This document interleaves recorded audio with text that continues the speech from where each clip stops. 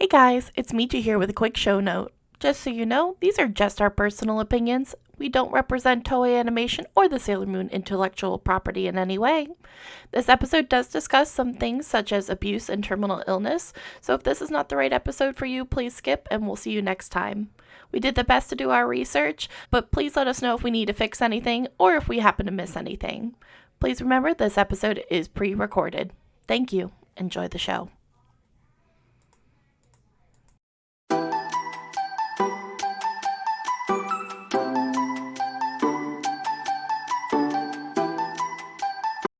Hey everybody, welcome to Eternal Mooncast. I'm your host Michi, and this is my co-host, Celine. And thank you guys for tuning in to this host special of PGSM versus the Sailor Moon manga.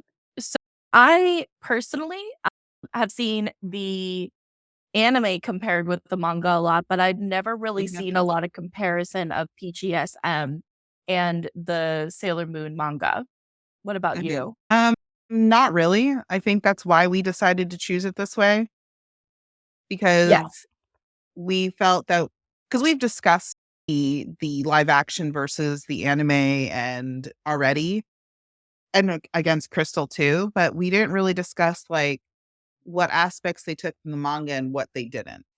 Yes. Because they definitely turned a lot of stuff on its head where you were like, I'm not mad about the storyline, but interesting take. Okay. Like, it's kind of like, it's no worries, Loki. And by the way, guys, I know my background looks different. It is different because I am in Chicago. I went and saw Dreamcatcher. So I am live streaming from a friend's place. Thank you to my awesome friend for letting me stream. But that is why it's going to be a little bit different. I'm hoping that everything will come through clear as a bell. I might just be a little bit less crisp than normal because I'm on a travel mic and travel setup. So thank you for your patience with that. Let's get to our topic of the night because we have so much to cover. Like, I think we should do what we did with Crystal and with the 90s is we should try to cover what the two are about for because they are vastly different stories. I was watching this with my friend and this PGSM, honestly, when I have just been watching 90s anime, it feels like an AU. Same characters, vastly different universe. What I do like is a lot of them, they did kind of get their own. It's debatable when the originality started. It really is there. It's one of those where they put really subtle plot point about Sailor Moon and about it getting darker and about the plot line that PGSM does end up taking, which is vastly different from the manga by the second ending, especially. It's kind of sad that a lot of people have not seen it because it was actually fantastic. It's what it is watching it. The only thing I can think of is the camera work is very unique. Camera work as my camera shakes, it's like irony. It's it is kind of scarring the camera work. It's a lot of in their face shots, which is very Power Rangers and very a style of the time. Very common writer. And I think wasn't it the same producers as Power Rangers? Or common writer, you mean? Because Was it common? I don't think they have Power Rangers. They've got common writer. I was gonna say, you know what? Let me look because I have some. I don't think Japan has Power Rangers. We made Power Rangers copying off of them. Oh, okay. Now I'm with you. Okay. I think that's the way it goes. So PGSM is very much got that Power Rangers like common writer feel. Yes. Uh, Okay. So, and it's actually a lot more recent than I thought it was. It was originally broadcast in Japan between October 2003 and October 2004. which I feel a lot of the fandom probably didn't get a lot of stuff because you have to think that was peak YouTube when YouTube was just starting to come around. I mean, 2004 is when a lot of people were just now getting the internet. That wasn't the internet still in 2004 was disturbed by the phone line. No, that was Oh, just when Wi-Fi came out. Was that when Wi-Fi came out? That was around the time that Wi-Fi was starting to come out in the households that wouldn't get disturbed by the telephone line. Yeah, because I still have nightmares of my grandmother yelling at me if I accidentally picked up the phone when she was on the Mhm. computer. Because I have to think, so I'm aging myself, but 8th grade, I still remember having to sacrifice a robot. Year, I feel like I still sacrificed a robot. And I think like sophomore year is when you started getting like the cable companies offering internet packages. Okay. I want to say because we had a computer in the house, but like download times were absolutely insane. So I feel that PGSM when it came out didn't allow for it to become a phenomenon that it could have been. Yeah, like, it was the perfect storm at the wrong time. And then the company which coming in with some facts for us.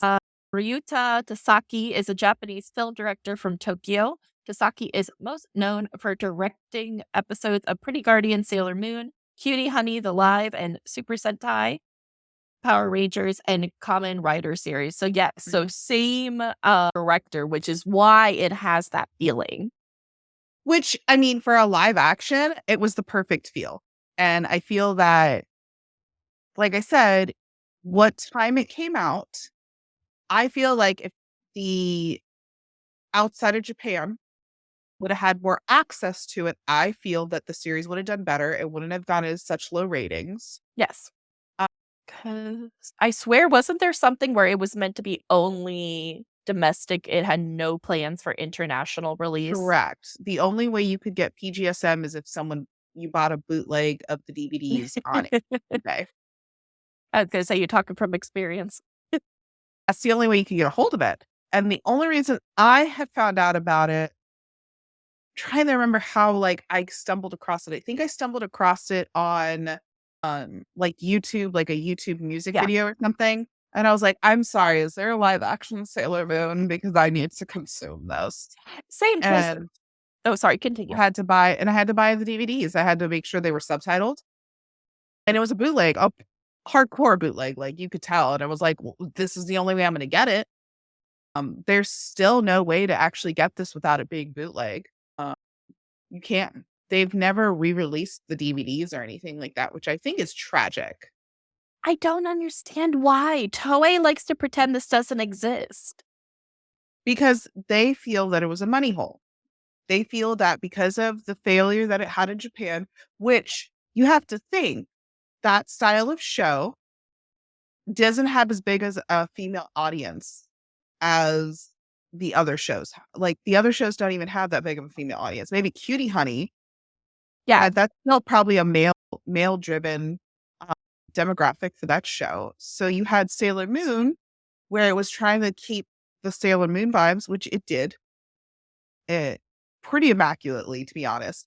I felt it was Sailor Moon. yeah. You felt it? Sailor Moon, if you watch the transformation sequences, it that's what it did. Uh, and I guess explaining PGSM to people is pretty interesting because if you watch it and if you get a chance to watch it, please do. Yes. It's fantastic. Uh, the storyline deviates so fucking quickly. It deviates so fast. Figured it out. It's episode 5 is when, Ami starts to doubt herself. Okay. Which, by the way, guys, spoilers for this episode for PGSM. Yes, there's gonna be a lot of spoilers. We're gonna be talking about a lot about it. Yeah. Uh, I think it's interesting because it also PGSM kept Usagi and the girls in the year that it was made. Oh, that's true. So you have, I mean, there's an episode of them shopping at Claire's. Like she's shopping at Claire's for earrings because they do have Claire's over there in Japan. It's actually very popular. Oh, I didn't Um, know that. yeah, Claire's is actually like a teenage accessory store over there. It's not like as much little kids as it is over here. Although I still would get hair accessories from Claire's even as an adult because they've got cute hair accessories. So please watch it. Like just give it a chance, please. Now you will probably have to like find some YouTube will contain spoilers for Pretty Guardian Sailor Moon, the live action series, as well as the manga. Yes. We will be spoiling a shit ton. Yes. This is a theories episode. Just so you can understand, like, why we're so passionate about it, why we're so mad that you can't really get a hold of it. I wish we could petition to actually just to get a DVD release of it. Just get We it did. re-released with subtitles, and Yeah, I would be happy. I would be happy as all can be. Do I wish they would redo it? I don't know. Do you want to know why? Because the actresses they picked were fucking phenomenal. They fucking nailed it. And these girls are still friends to this day. and weren't they all unknowns? Like all 5? Oh, all 5 of them. They were just unknowns. And they all They killed it. did. They fucking killed this show. They embodied these characters perfectly. Uh, Now, the characters did change. Very much so.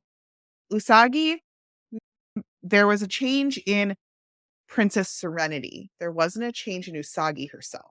Um, I'll go, how about we do character by character? I'll do Usagi first. Yeah. So with Usagi, her character change in the live action actually deals with another form of herself, and it's called Princess Sailor Moon. Yes. So this is where it deviated completely. So for Princess Serenity, they really changed her up a little bit more. They gave her like some character flaws. She's a very angry person at this point. So when you see images of her essentially giving her memories to Sagi, to this reincarnation of herself, she died angry. She died upset. She's pissed and she has no remorse. She has no empathy. So when she turns into Princess Sailor Moon, they actually try to stop her from being Princess Sailor Moon because she is so destructive. She actually like scares Beryl for a second Yes. because she is just like blowing shit up. Like Literal. she also, her weapons like a blade, Yeah, I'll pull it up. like a blade harp, and she like can whip fireballs from the end of this fucking blade. So that is the biggest change for Usagi as a character. She is very much, yes, that blade is what she uses. And Which, she can like throw fireballs down. So this is Princess Sailor Moon. This is when Princess Serenity merges with Sailor Moon. yes. And it's unique only Yeah, to PGSM. yes. Princess Sailor Moon is a PGSM only character. So this was the biggest change for Usagi. Usagi actually acts like Usagi. Like she does not deviate from her manga self really. Uh, she's very much like what you would expect from Usagi. She's a crybaby. She's bad at school. She's late where she goes. She's clumsy. She still loves her friends. So she is Usagi up until she turns into this. So this is the only character change where she is just like stone cold. She's an Yes. ice queen. Because when she does this, it's great. The actress portrayed it beautifully.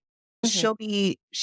She was Sailor Moon and she was just like, we're going to do this. And then she turned into Princess Sailor Moon and it was just ice queen. So that is the biggest for Usagi. Her character is the same. She still has a lot of her background being the same.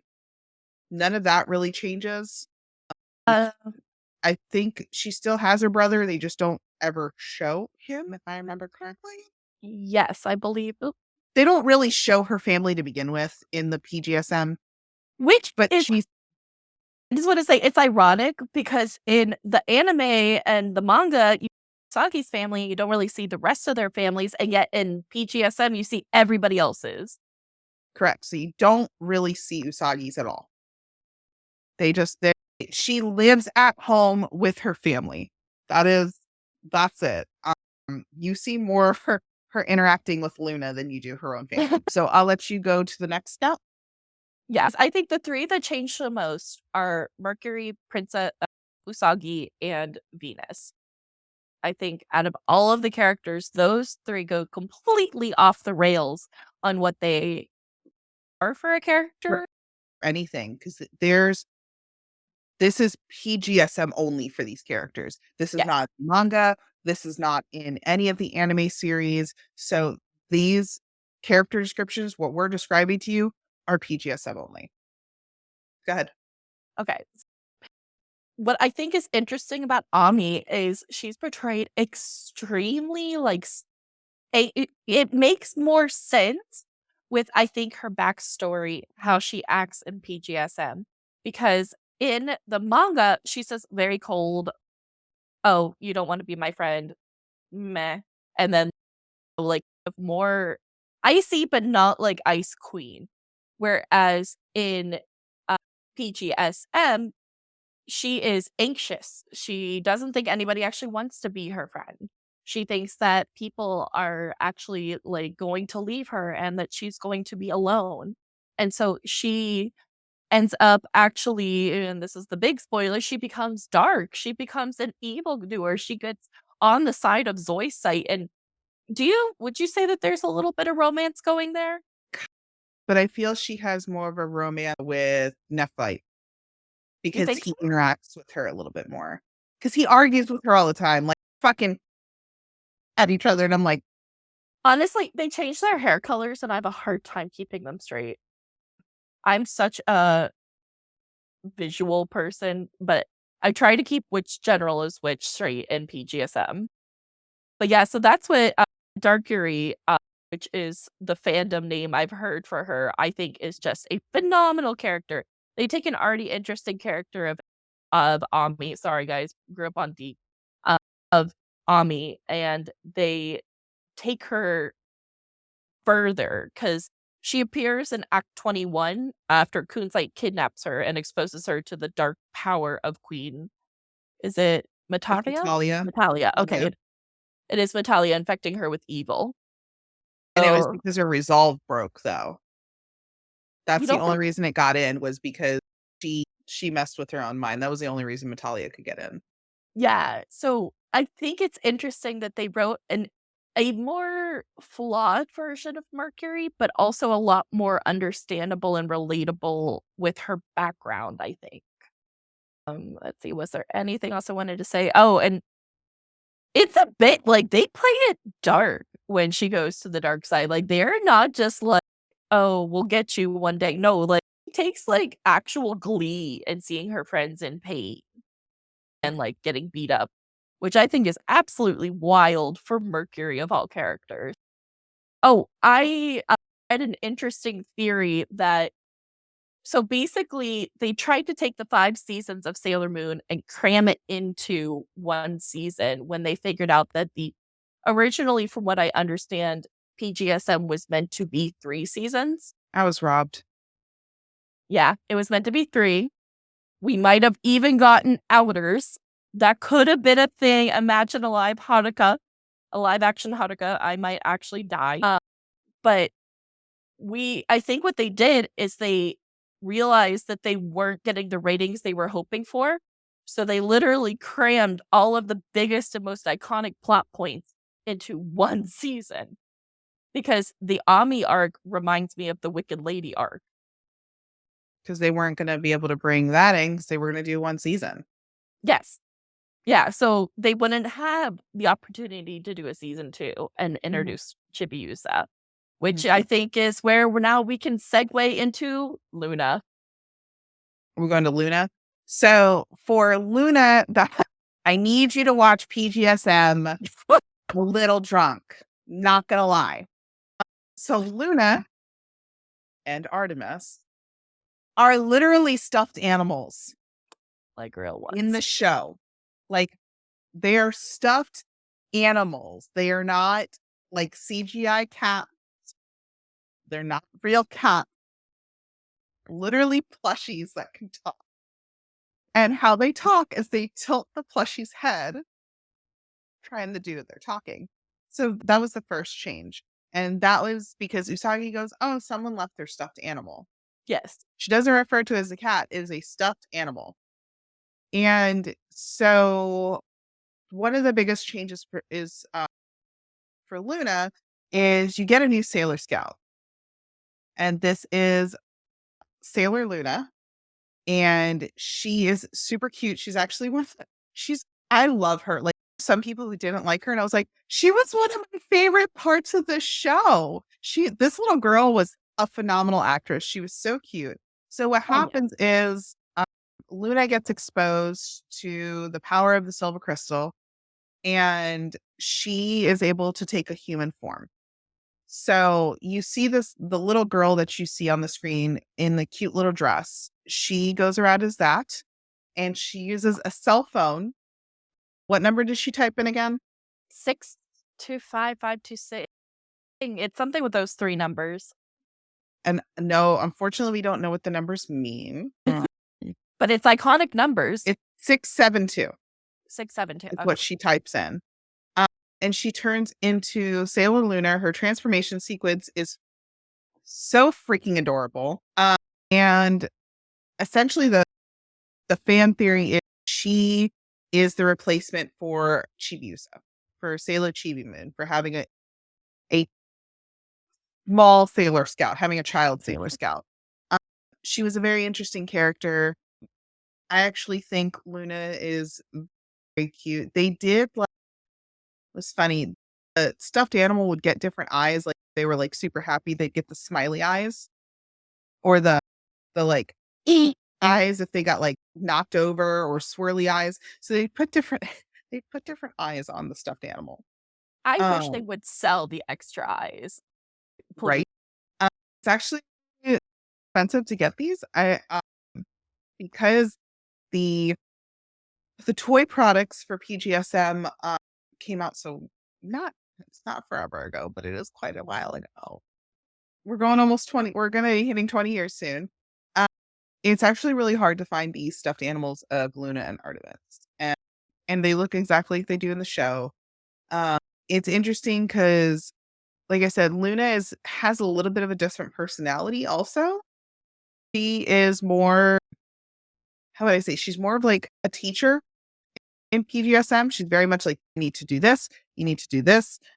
Stop doing that. Like she's very serious about the mission when it comes to their mission of finding the Moon Princess and she does give people their wands, and I think she actually like sneaks it to them. I think she drops it in like Ami's bag, and like Ray finds it somewhere and she gives it to Jupiter also. So she still gives the scouts their wands except for Venus because Venus already had hers.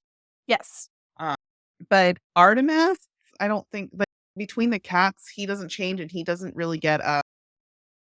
not get a human form like Luna does. No, it was just Luna. For some reason, they only did Luna, which, like you said, maybe it was to replace the Chibiusa factor that the story was lacking. She was so cute. Like this, like That her wig and wig, everything. that wig though, like that wig, the budget for the costuming department was phenomenal, and whoever was the costuming director and the wig director, like, deserve an award. They sure freaking do because they were sensational. And Actually, that's crazy since the show got moved to just one season. So that's Luna and Artemis. Uh, I think Luna is I think they found a great balance between making her like the old how we say, the old British woman where she's like the mothering, very Mhm, we gotta work, and then also the fun kid aspect. So it's almost like a contradiction that they put her in a kid's mhm. body. Because In her kid form, she is very much a child. She's very much like, I want to have fun. I want to do fun things. I love cake and candy. So she's very much a child when she does change into her human form.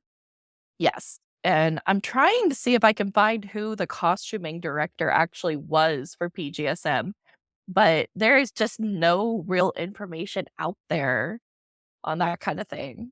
Shame. I know, Shame on because her. I got the writers, I got the directors. It had 4 directors, actually, and then it had a humongous cast. Oh, wait, maybe How the heck did that be producers? 4 directors? Jesus Christ. Oh my god, guess what the name of one of the music people was? Hmm. Oh, it's Yeah, cute. serious music by Michiru Oshima Hmm. and Hitoshi Hanaba. And then was there anything costume? Costume found it. Big. Dango, Takeda. Dango Takeda. I wonder where I else believe I'm they worked pronouncing that right. because they did fantastic on those Fukus. Yeah, like, honestly, I would buy a fuku from them. Like costuming. chef's kiss that whole show. Because given the fact that the popularity did not go through the way they wanted, they definitely spent the budget on the costumes. Let's see. And they took very good care of them. They were only known for Resident Evil Damnation before, and afterwards they worked on Garm Wars: The Last Druid. No idea. And Maybe they were the designer of the outfits, not the actual person who made them. oh, and also Cutie Honey, costume designer. So, yeah, but yeah, so that is who we have to thank for the awesome costuming. Yeah, those costumes were so good. Like, I wish I could make a Fuku look that good. Same, like, those V's are so crisp, and they are so flattering on every single girl. But, okay, so We can do Ray because Ray, they did have. She definitely is a different person. I just watched 2 episodes of her, so I will gladly take her if you Mhm. wanna do Mina code then. Okay, so Ray, I think it's interesting because we actually get her backstory finally. Which is similar to the manga. Very similar, which is very interesting. It's the manga, but it takes it a step forward. It shows actually flashbacks of her mother's death and how her father wasn't there for them, and about how she was there the day her mother died and her dad wasn't there. And it actually shows that, like, he is both mentally and it's implied potentially physically abusive, or like he is grappling with that situation right now.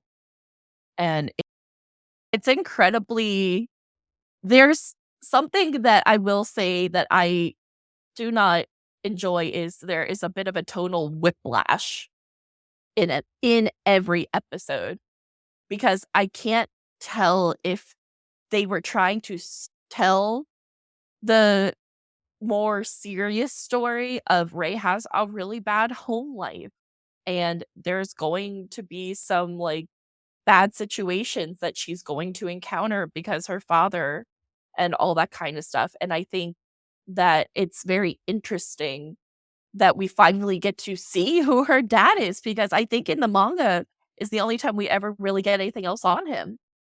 Because he's a politician. Yes. So when you see that, you see just a she mentions it in the manga. That's about it. We just know that he is a politician. There's a reason she's living with her grandfather. But I think what PGSM did so well with her is you see the emotional damage that her father has caused because he only cares about his politics.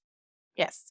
Um, and for Ray, because there is an episode where her father demands to see her essentially, and she has to put on this different person has to put on like a fucking suit, like a women's suit, like a working suit, and go meet with her dad. And she's just like, you can tell that she does not want to be there. She's very scared of it. And so it was very interesting to actually like see that interaction when we didn't see in the manga. It was just in passing mentioned. Yes, I believe it happened in the manga, I just believe we didn't get to see it. Um, I think the biggest honest difference to me in character as an overall as we're going down them is PGSM is about 5, maybe 6 if you count Luna, main characters. See it, Pretty Guardian, Sailor Moon, or however you wanna say it, the manga is about Usagi and Endymion, or Tuxedo Mask, whatever you wanna call them. I think it focuses more on their love story, and then her friends are there, but they're more background cast in the manga. Whereas in PGSM, they're very, very much put to the forward and are full characterizations. They're fleshed out very, Yeah, very much. I think Um, it's a big difference. Also, the friendship you see actually be formed between these girls on the show is very interesting. I mean, you have that friendship in the manga, but you don't see it get fleshed out as much, I feel like. Not like the series does. Who am I moving on to? Minako, the biggest Biggest change. change. The biggest change. Sure. So we know in the manga And even in the anime series, Minako always wants to be an idol. This PGSM starts out with her being an idol. She is a famous idol. And the girls are very big fans of her, actually. Now, I think Usagi becomes a fan afterwards because she gets a hold of the new song called, which is French, but sounds like Sailor V. Mm. And so I used to play that song on blast in my car. I used to drive my friends nuts. And they're like, I swear to God, if I feel the song one more time.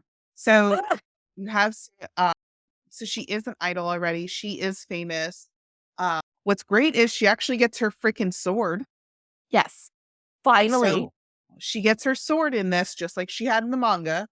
Um, she is very much a very serious character. She Yes. is way more serious. You see her like lighten up every once in a while, but it doesn't really happen. She is, this is our mission. This is what we're going to do.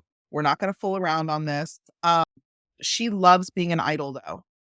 Um, but there is a darkness, and this is a spoiler. She has cancer and she is actually dying. Yes. Uh, so she actually hides this from the scouts. You do have moments of weakness when she is not feeling well because of her illness, because of what's going on. The scouts do eventually find out, and it's actually devastating to them, Mm. especially Ray. Yes. And this is why people ship them for PGSM, because like Ray is, when I say devastated, she is devastated and she's crying and she because does Minako die? No, she doesn't die. She goes through the surgery. No, she dies. She Oh, doesn't that's make it right. out. She does not. She goes into the surgery at the end of PGSM and she does not make it out. And you Ray fucking break. Like she's the out of all the scouts, she's the one who breaks down. Yes. Also, Ray is the first one to find out about it. I think because she runs into her in the hospital or something like that. She runs into her and she finds out about it. Uh, and that is why Minako was trying to make sure she could get everything done because Yes. she knew she was living on borrowed time. Uh, so it's a very interesting take on Minako. You don't have her being this boy crazy girl wanting to be in love. She's all about her mission. And she's also about being an idol because she loves it so much. Yes. That is her essentially gift to herself, almost like that is the one thing that she gives herself is being an idol. And like I said, her story is very sad. And she's very much the leader of the scouts. Like when you think leader of the scouts, the PGSM's Venus slash Minako is the leader of the scouts. Yes. Like she's let's get this done. I'm wondering though, and I've always found this interesting, and it's my theory, whether or not they would have let her live if this series had gone on. Like she would have been cured Mm. of the cancer and it would have gone on because you can't just play Sailor Venus. Maybe they'd bring her back.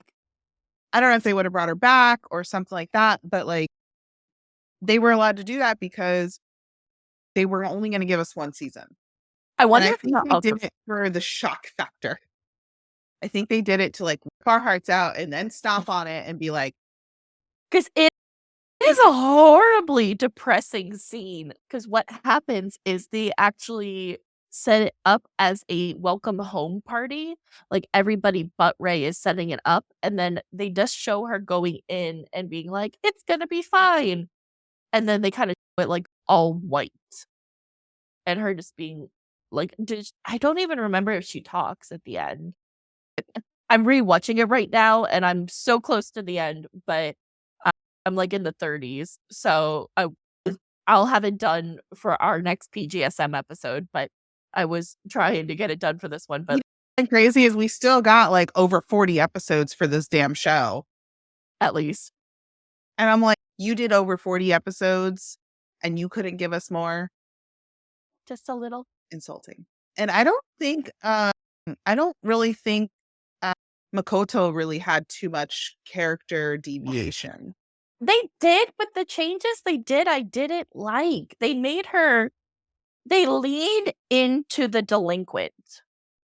They made her a lot more rough around the edges and a lot more harder to, like, vibe with the rest of the group.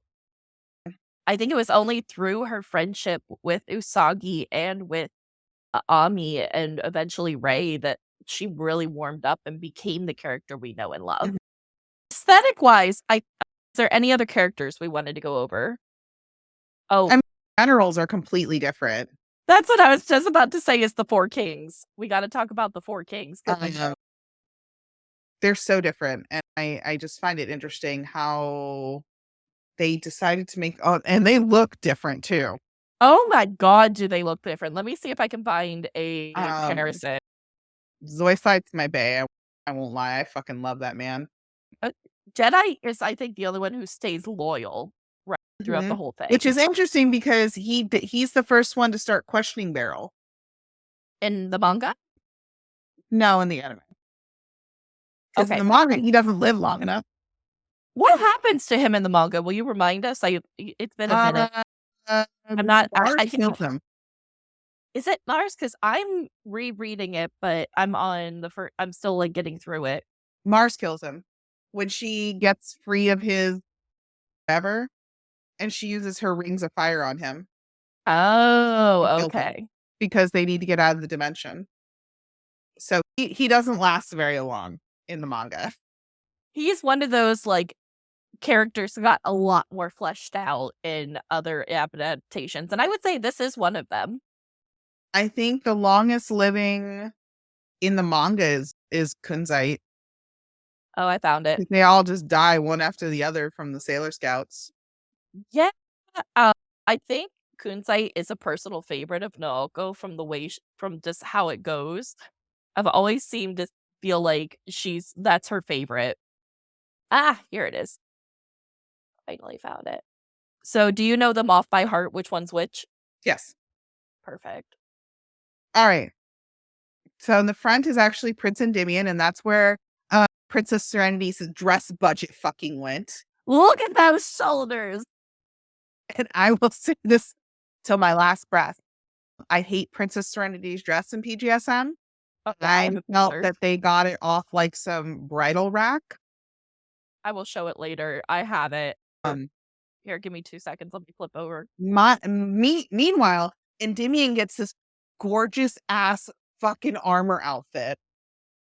And we get Serenity in like some fucking like bridesmaid slash like country style like wedding dress that they picked off a rack somewhere. It's really confusing because they spent the costuming team killed it other than one Princess outfit. Serenity was awful. I don't think, and they didn't even like try to give her different hair. They like put her actual hair up. This is like a Um, really blurry picture, but it's very hard to find. So what this is right it's here, just cool. it's this tulle. It's like tulle flowers or is it just tulle? No, it's just Tool. Oh my gosh. And like she's very didn't do anything with her hair. No. No offense to the actress because her hair's really cute when she's Usagi. Oh yeah. Well, But when they made not her enough. Serenity, I was like, what happened? Did someone get lazy and fall asleep in the chair? Like I was like, they gave her like these limp noodle bangs in the front, and I was like, what? Maybe something happened to the original dress and this was the backup. They were like, go to the discount bridal shop. I was very upset because, like I said, let's if we can go back to the Endymion picture. Oh yeah, sorry. I'm All trying to the find a Monster better General. picture. When you find a better picture, Yeah, because um, and she even got a horrible crown too. I was always mad at that crown. it was so dumb. Princess Serenity was done dirty in PGSM. Oh, That is all I will say. don't forget about her mother. Her mother also got done dirty, but I'm not mad at that.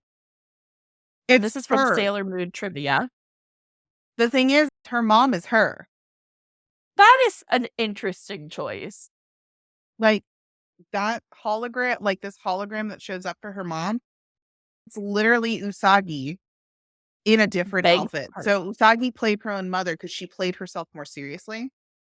So they just used the same actress because that is not a different actress. And that crown is like, did you get that from Claire's? It's just so interesting. By the way, this is Luna. There's Luna, as you can see, as a stuffed animal. I think the stuffed animal's fucking adorable. Now, it was a little jarring at the beginning, like when you first came to the episode, you're like, what the fuck? Think of it like whenever you get into Love Live and the dances are jarring. That's what I say. And so yeah, like they didn't do anything. They put her in a white dress. That was off like a discount bridal rack also. I think it was Uh, a 2-for-1 special. there you go. Uh, but they did like even do anything with Queen Serenity's hair. They just Down. they're like, here, put this crown on. There was no effort given with Queen Serenity or Princess Serenity. And I find that so interesting when you had all these characters that were taken care of so well. Even Barrel's outfit was fucking fire. And like I understand like the characters don't like Princess Serenity doesn't show up as much as like everybody else. But I'm just like, you could have done better and done something closer to the manga. And it wasn't like Found that some dress is atrocious. And found I a will good say picture. that there it is. The budget is behind her. Yeah, the budget's behind her and those shoulder fucking pads. But like, look at her, like they did her hair weird. And I was like, why didn't you just put her in the yellow wig? I think she has Put her in buns in the back. her Usagi wig, her Sailor Moon wig. I am like 90% sure she has buns in the back of her hair. Like for some They're like reason, my mind is weird, like, like flat buns against her head. so No, we have like to I was like, but why though? And I'm the show like, is a gem. I always find it interesting that they tried putting gems everywhere on things. Like they even put it on tuxedo masks. So you're gonna lay down, Alex, Mask. kicking your butt. I'm so sorry, Beeples. Go ahead and rest. Thank you for being here. And then Oh, there's Dark feel better, Mercury. people. Thanks for saying it. Curie. Dark Curie. God, look at those shoulder pads. Like PGSM could take on any NFL football team any day. Also, that wig. Look at how beautiful. Yeah, her wig is gorgeous. They That is could one have of the literally prettiest just taken her outfits. fucking little deepy deep out and she would have been fine. Yeah, like the shields. And I'm just I like, think they were really? trying to do I think they were trying to do the distinction between them because back in episode 1 of the prequel, I actually had an episode on whether Princess Serenity was ever meant to become Sailor Moon. Because I actually theorized she wasn't because her mother would never want her daughter in a fight. And to me, I don't know, there's something off about Princess Serenity in this world. I'll know she's bitter as all get out about him dying.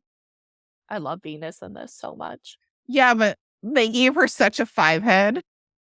They really did give her a 5 head. Yo, bring her tiara down a little, guys. Like, come on. Her That's tiara doesn't sit that high for the rest of the show, just right there. Sailor Scout tiaras are not supposed to be too high on the forehead. Like, they're supposed to actually sit in the middle of your forehead. Yeah, hers is too far back compared to everybody else's. Because otherwise, they blend seamlessly. Like, I think Mars uses her real hair, it almost looks like. It's a wig because her hair's longer when she turns into Mars.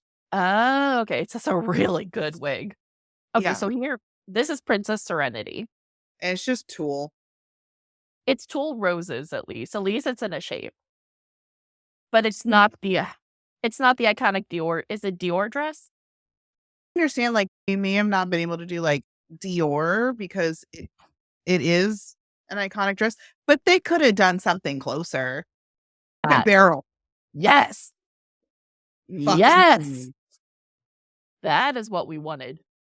Yeah, I was just like, Serenity's dress was just so just lackluster. The actress is gorgeous. Yeah. And I also feel that her hair just wasn't like someone didn't take care. Which is weird because so much care was taken with this show. Like, if you wanted to keep her hair black, why didn't you put her in a black wig with odongos? Literally Yeah. make the Sailor Moon wig, but in ebony. like black. That would have been beautiful. If you wanted to keep her dark haired, then put her in the right thing. It's not having the odongos, to me, Mhm. that's the biggest problem. And she's supposed to have her dongos always. I'm just like, And, like, I'm waiting for them to show the back of her head because I wanna know if the odongos are back there, but, like, we've gone through almost the entirety of the emotional moment, and she doesn't look like there we go. Okay, it's not even a odongo, it's a big bun. Poor Venus. but like this dress is just, it looks like a bad quinceañera dress. Yeah, and it does oh, It's look, it doesn't it's too short. like, it's just, it's very badly done. Um, you had so much potential. You have, it looks so good. Like look at Endymion's armor and stuff like that. And you couldn't have given her something like something more flowy, because like Princess Serenity's dress is meant to be like this beautiful, like almost like water like dress. Yeah. It's supposed to be like, they could have even done it similar to the Dior dress. Go look at some Sailor Moon cosplayers and just go mimic them. Yes, that's what we want. It wouldn't have looked like the Dior dress if you had done That it is looking like the anime or something like that.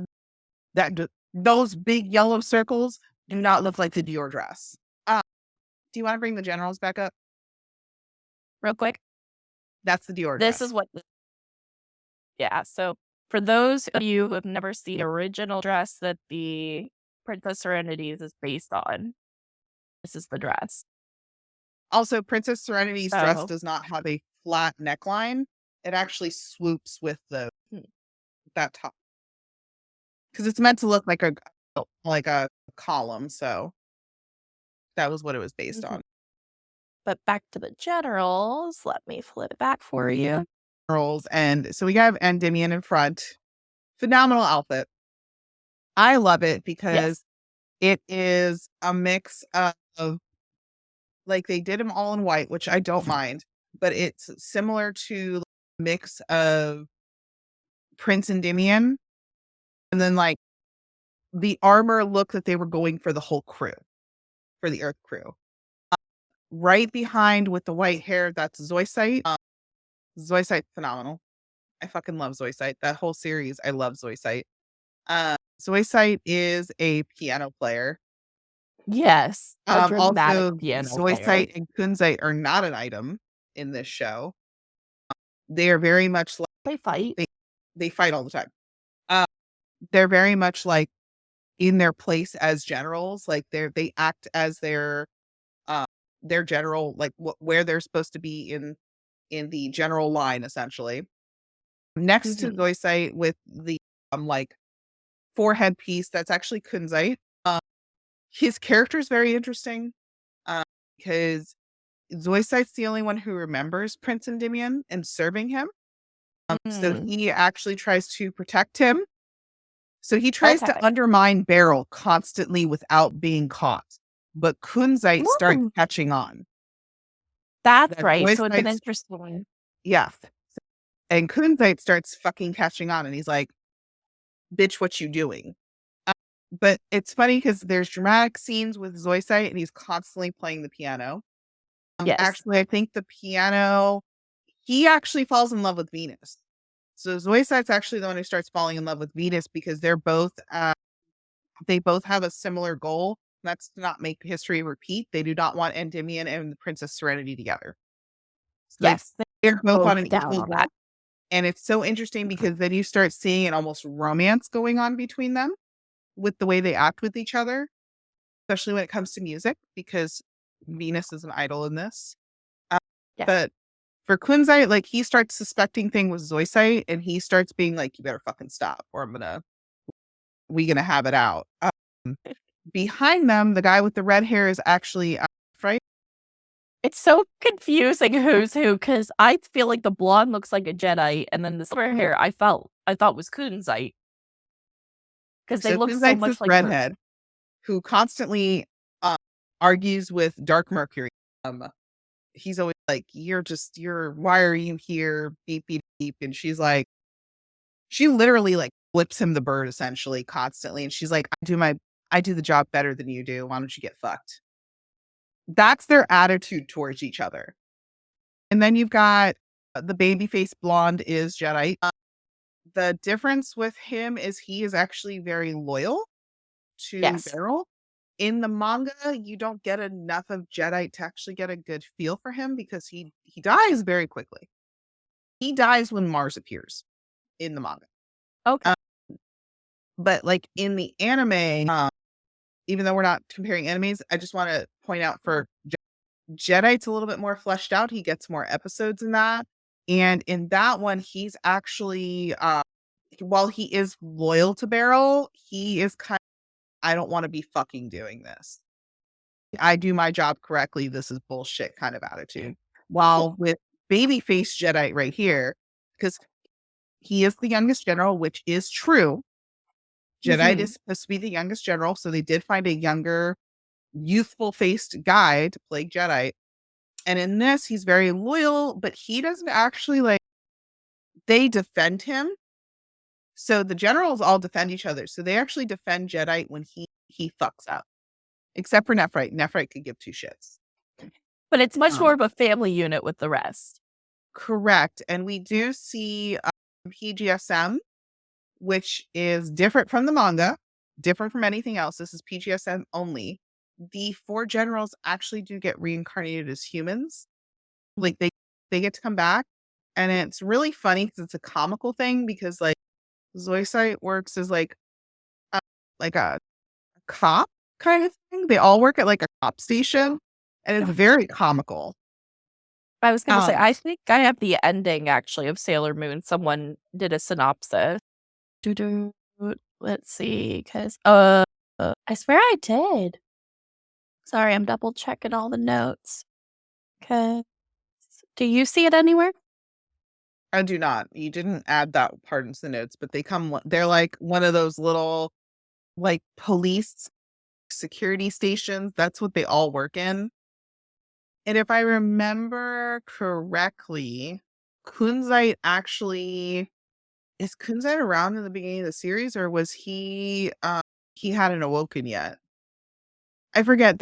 There's a The there's problem is I didn't. episodes with Kunzite actually like living alone.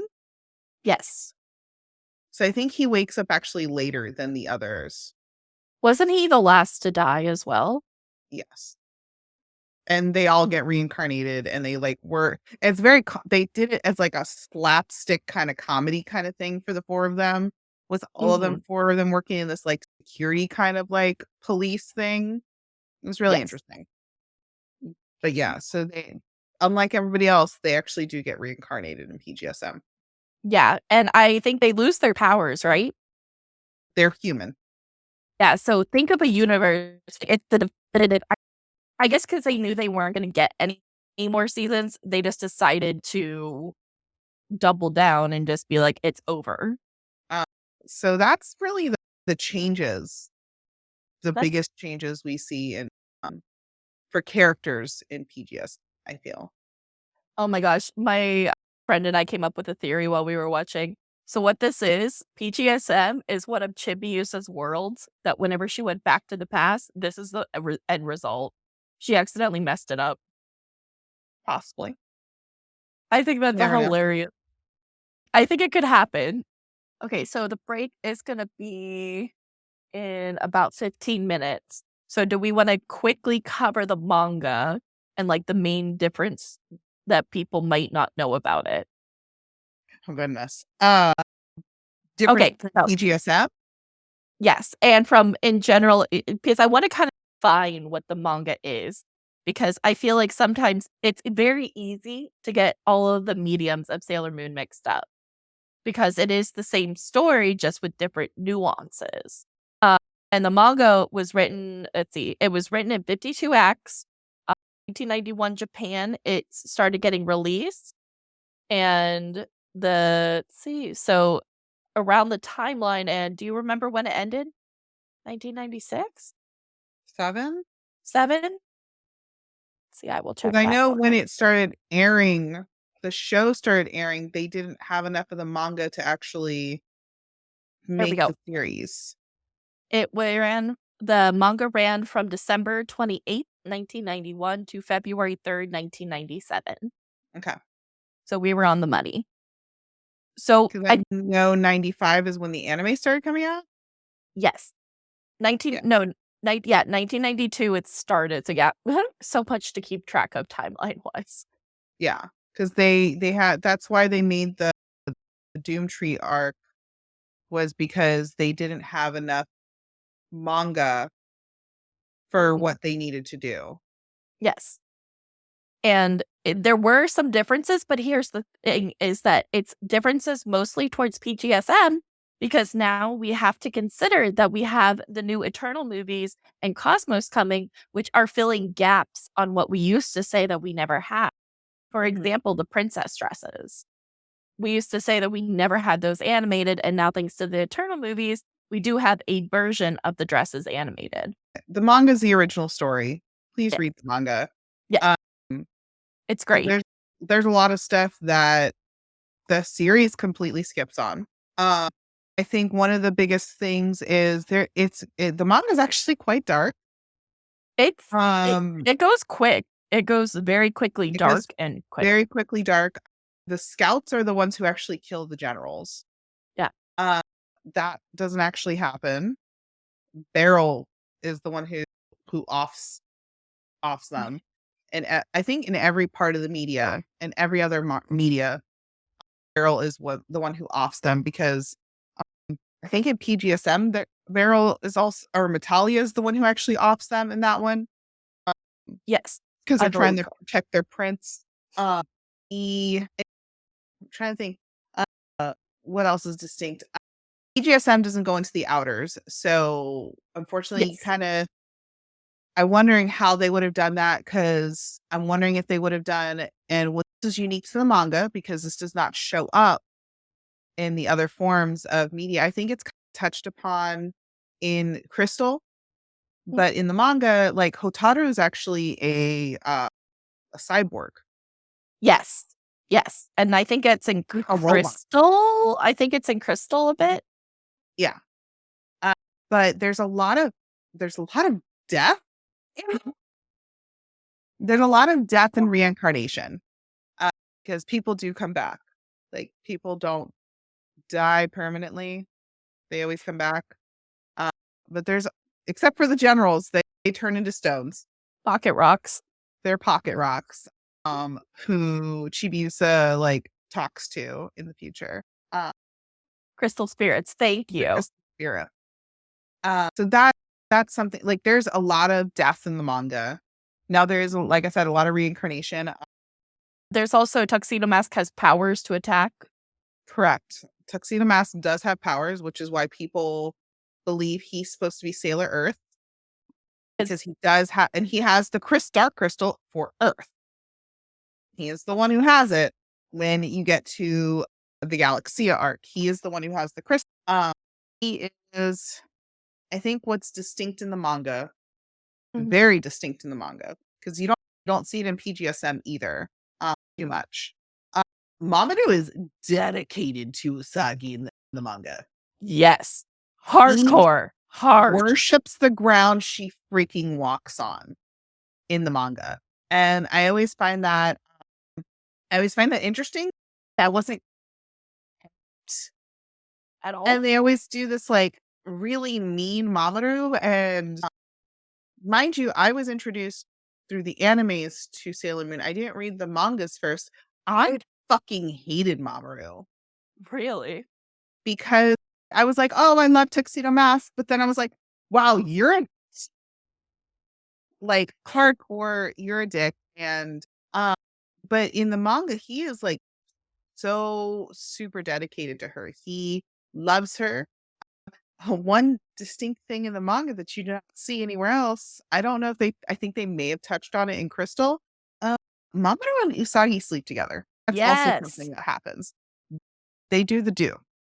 You actually see, I think, like, it's implied. It could tell Haruka and Michiru was implied. Yeah. Oh, it's heavily implied that they spent the night together. She literally wakes up and she's like, "I love you so much. That was the best night." Blah blah blah. I'm like, "Excuse me." Yeah, and it's pretty I'm trying to remember. I don't feel like it's that late in the manga. No, I think it happened during the Chibiusa arc. Yeah, because Chibius is there. Because this is the picture I always think of from the manga. Yeah, like it's heavily implied they did it. I And don't like know how she could have been any more explicit and still kept it on shelf. so it's very much it's like no, they did it. We're back for the second half of season 2, episode 2 of Eternal Mooncast. PGSM versus the manga. I hope you guys are ready for an action-packed part of 2. So now in the first half of the show, we really defined the characters, the differentiations. We're just wrapping up what the manga really is different and what makes it stand out as a unique medium. And Loki actually pointed out one thing that is actually hold on. It's actually unique to the manga. The crystal fairies. So the planetary fairies is actually a manga specific. Is that the ones that look like Usagi? No, they're the little fairies for each guardian. Oh, They're guardian fairies. you're That right. is That didn't actually very happen. unique to the manga. What is their purpose? Because we should They define. represent the scout. The Okay, fairy gives the scout power. so the scout is different from the princess. And I think that's what the distinction was because there's they meet all their fairies in moments of crisis because they can't transform, and the fairy is what helps them transform. Yeah, they're the essence of the planetary senshi. Which I believe is kind of what we say, like, that they're born from, It's but very interesting because the fairy is like you see these fairies, and they honestly, I feel like Naoko just wanted to draw fairies. Naoko loves fairies. We know that from all the rest of the imagery. So I think she just wanted to draw these tiny little versions of the scouts. They don't really make any sense. And it's interesting because it all looks like them except for Mars. Mars actually has one, but she also has Phobos and Demios, Yes, the fairies, crows. the crows. Yeah, and it's kinda interesting that since she's, like, the spiritual leader that or one of the more spiritual scouts, that she has the crows to lead her as, like, guides. Because I remember that being tied together a lot within the storylines. But she's the only one with that. No one else has Yes. that. So those fairies are very unique to the manga. Yes, they're in Crystal because Crystal's following the manga, but yeah, there's non-planetary ones. Yeah. So Amos and was it Phoebus? Phobos. Phobos? They are the crows that follow Mars around, and they are her guardians essentially. Like to look out for her, and they're based on the moons of Mars. Oh, that's they come from. Yeah. She's the only one who has them.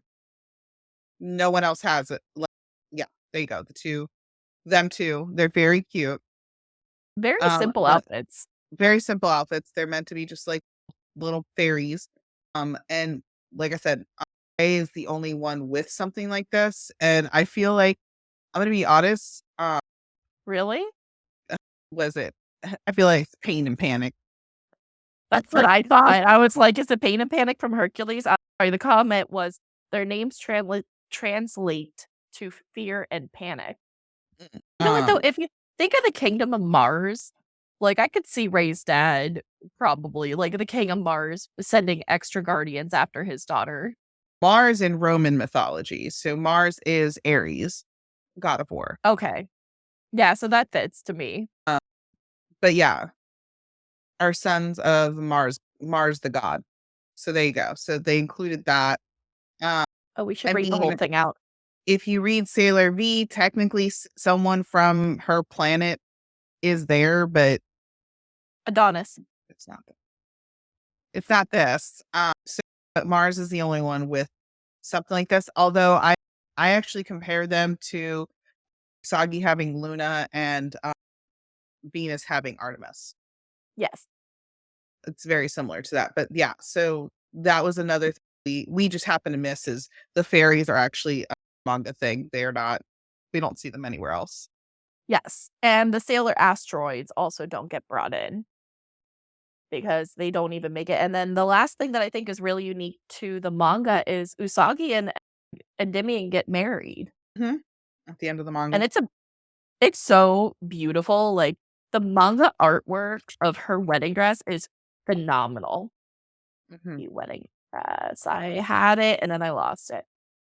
I love the But wedding scenes that she's the artwork of wedding stuff that Naoko does for the scouts and things. It's very right. pretty. And it's she does manga artwork, but then this is the one that is just in the manga. And I believe it's the actual scene of the wedding. And that dress is Mm. so pretty. That veil. Of course, Her it's Usagi. Like she's gonna have the long and let's see. And like look at that scallop blade. And then Demian's outfit is actually cute as all get out. he actually wears that in a fan art that she does. Really? Not a fan art, I manga art that Naoko does. It's that oh, it's dark Endymion sitting in the, like, movie theater look, where he's, like, yes. lounging a little with, like, paper, and I'm like, "Sir, please." Yeah, the sweater vest like look. I think the wedding art is some of Naoko's best artwork. But, and then let's see, there is also, this wedding dress, which do you think it's the same wedding dress? Usagi just loves white roses then. Usagi loves roses. I think Naoko just loves putting roses on her. What's funny is PGSM's Princess Serenity looks similar to the wedding dress that Usagi is wearing. Oh my god, you're right. You know what? I think that's what it is. I think the code. I think that Princess Serenity's dress was based off this dress because it looked almost identical now that you say that. But I was like, that doesn't mean you put Princess Serenity in it." No, but it would explain a lot, and look, you can't see her buns in the manga artwork. They might have just done that, where they instead, it's kind of an Easter egg for the fans, is her princess dress looks nothing like either of those, Mhm. except for they're white and have an empire. And yes, I agree, the Comfy Witch roses are dramatic. They're also very much in the 90s, like, putting roses in your shoujo. Oh, really? That was a big trend? Roses or Rose flowers in general, just that was their backgrounds. Instead of drawing backgrounds, they drew flowers in the background so they didn't have to do fucking scenes. I'm like, oh "That's my fair." god. Oh, thank you, Loki. Let's see. There we go. That's better. Or just get rid of it. There we go. Okay, so then let's also talk about would you say that the Fukus are one to one? I feel that they did really well on looking like the manga. The only thing they had to do, and this is just because it's live action, the bows are a bit bigger and, like, more pinched to the girls, which makes sense so it doesn't flop over. Because they're literally doing cartwheels in the show, like real cartwheel, which to me is just wild. Yeah, these girls are doing cheerleader moves in these fukus. Uh, but for representation compared to the manga, they spot on because they even do Jupiter's belt, they do, Venus's belt. Venus's belt, they do the gem on the front of Mars Yep. because that's in the manga. Uh, the only thing I have is Usagi's brooch is not correct. The brooch that they give her for PGSM is similar to the Crisis brooch. Not Yes. Crisis, No. Are you sure? I thought it was Crisis. Crisis? I thought it was Crisis. The red heart. Is that Crisis? Is it I thought the pink heart was Crisis with the uh, wing. Sailor Moon? Let's see. Yeah, Crisis, Cosmic Heart. Cosmic heart. So it's very similar to the Cosmic heart. It's pink though. Um, so I think that's my only issue is they gave her the Cosmic heart brooch when she doesn't achieve that till much later. They did keep her collar with the little thing coming off of it, just like the manga. The girls' hair is similar to the manga, where they embellished them a little bit more. Uh, they also made sure they had gems. The bows, like I said, they're not the same as like manga is looking like bows that you draw. These are practical and they're meant to move with the actress. Yes, because even the musical fukus, which the company which just brought up, the musical fukus are a little different. They're also very sparkly. It depends on the iteration. Some of my yeah, like some of them are like, oof, sparkle.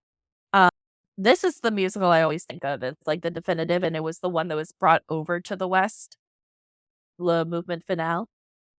So look at those both the comparison. They're a lot more, I would say, stiff. But also, these girls aren't doing cartwheels on the stage No, and fighting. that's Fighting, but they're stage fighting.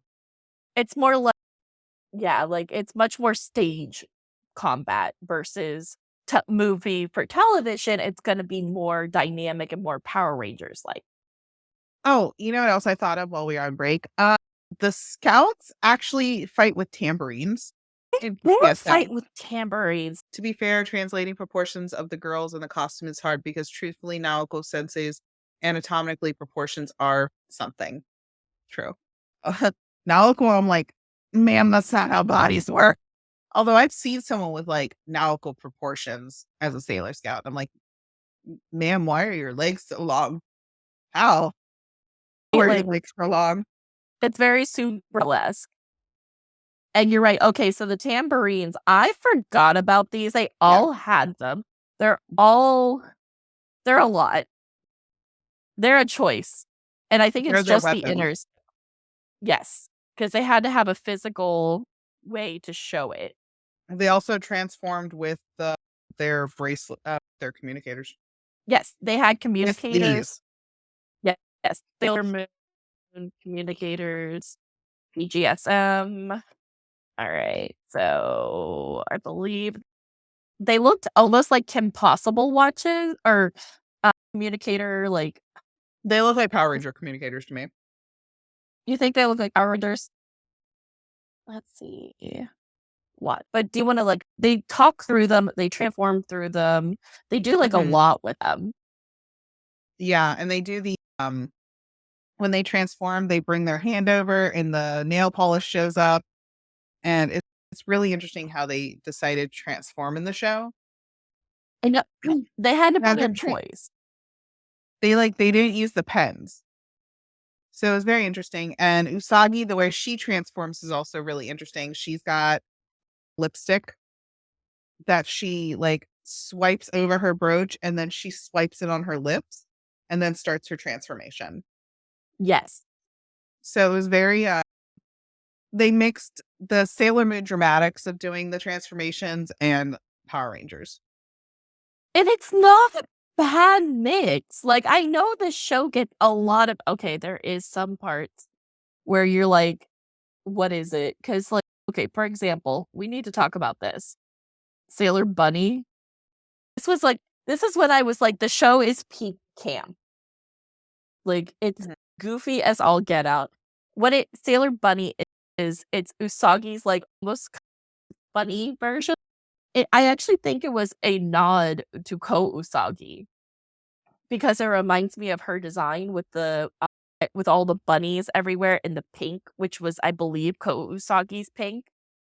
So I feel like the show, because it did have that humor, people wrote it off and said it wasn't as dramatic because the Sailor Moon manga is known for being incredibly dark.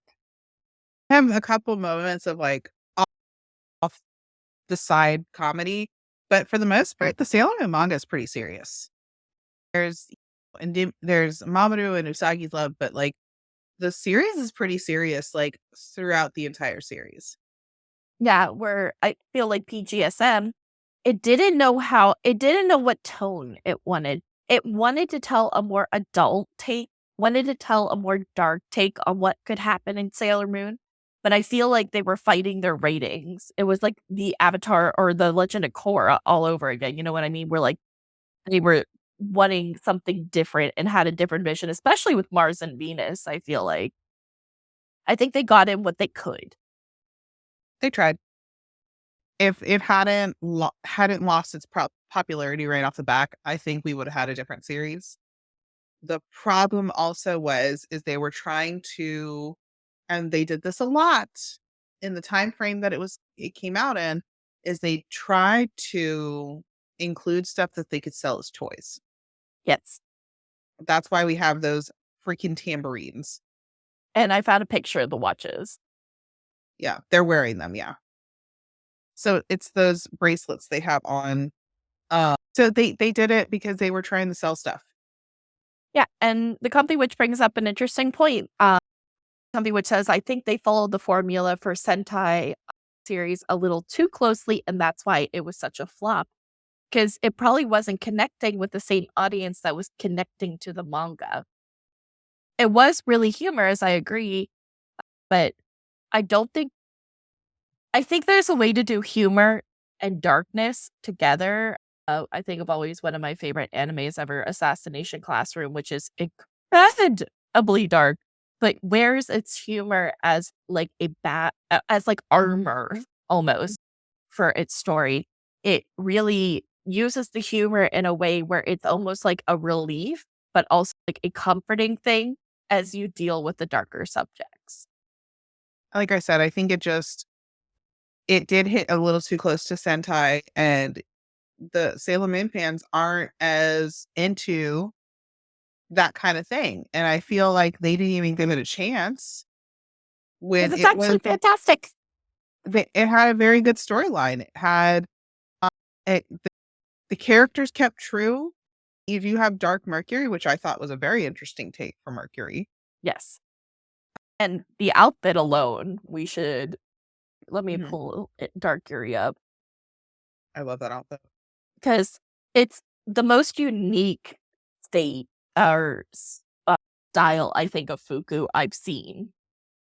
There it is. This is the picture I wanted to share. So this is Dark Mercury. Like Fantastic. 11 out of 10.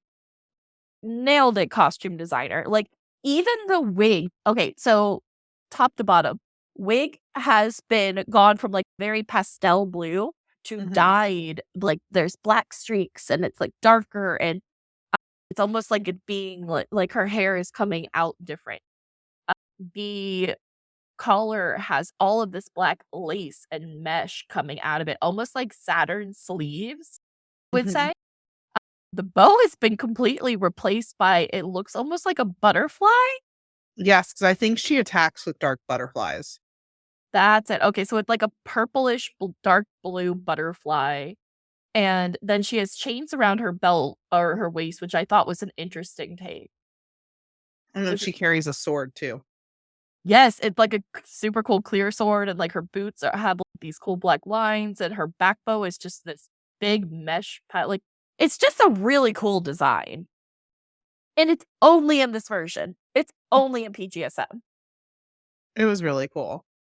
So Loki says, but also Toei historically fumbles the fuck out of Sailor Moon in general.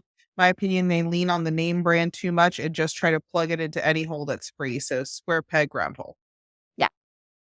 So, unfortunately, it's historically, we haven't been able to connect with Toei as a fandom, and which, by the way, if you guys ever want to participate, please either come on and join us on stream. We love to have comment. We love to have a discussion with people, or we also have a Discord, which we will plug at the end, which we have open for you guys to leave who you're about and your discussions and that kind of thing. So please join us.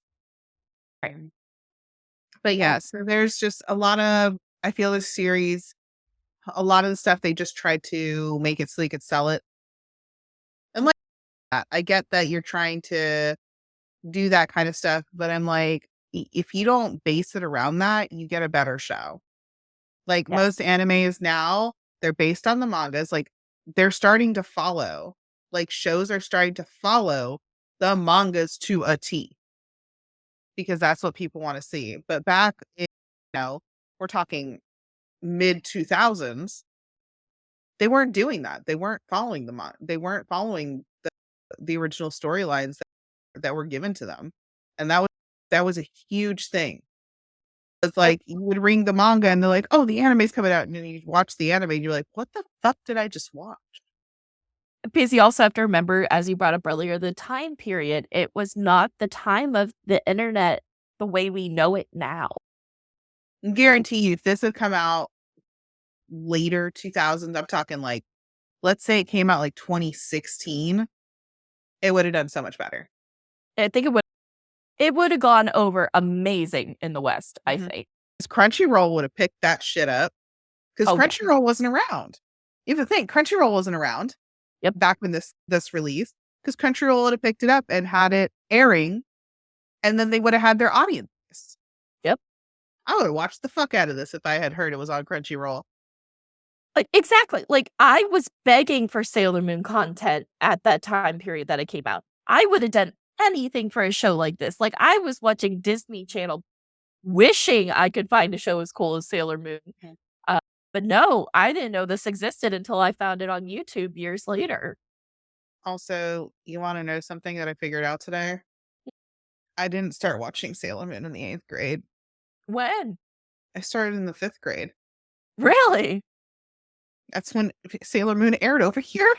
Oh my gosh, so since the 5th grade. Yeah, I've watched it since it started airing in the United States, and that's why I was like, "Oh, shit."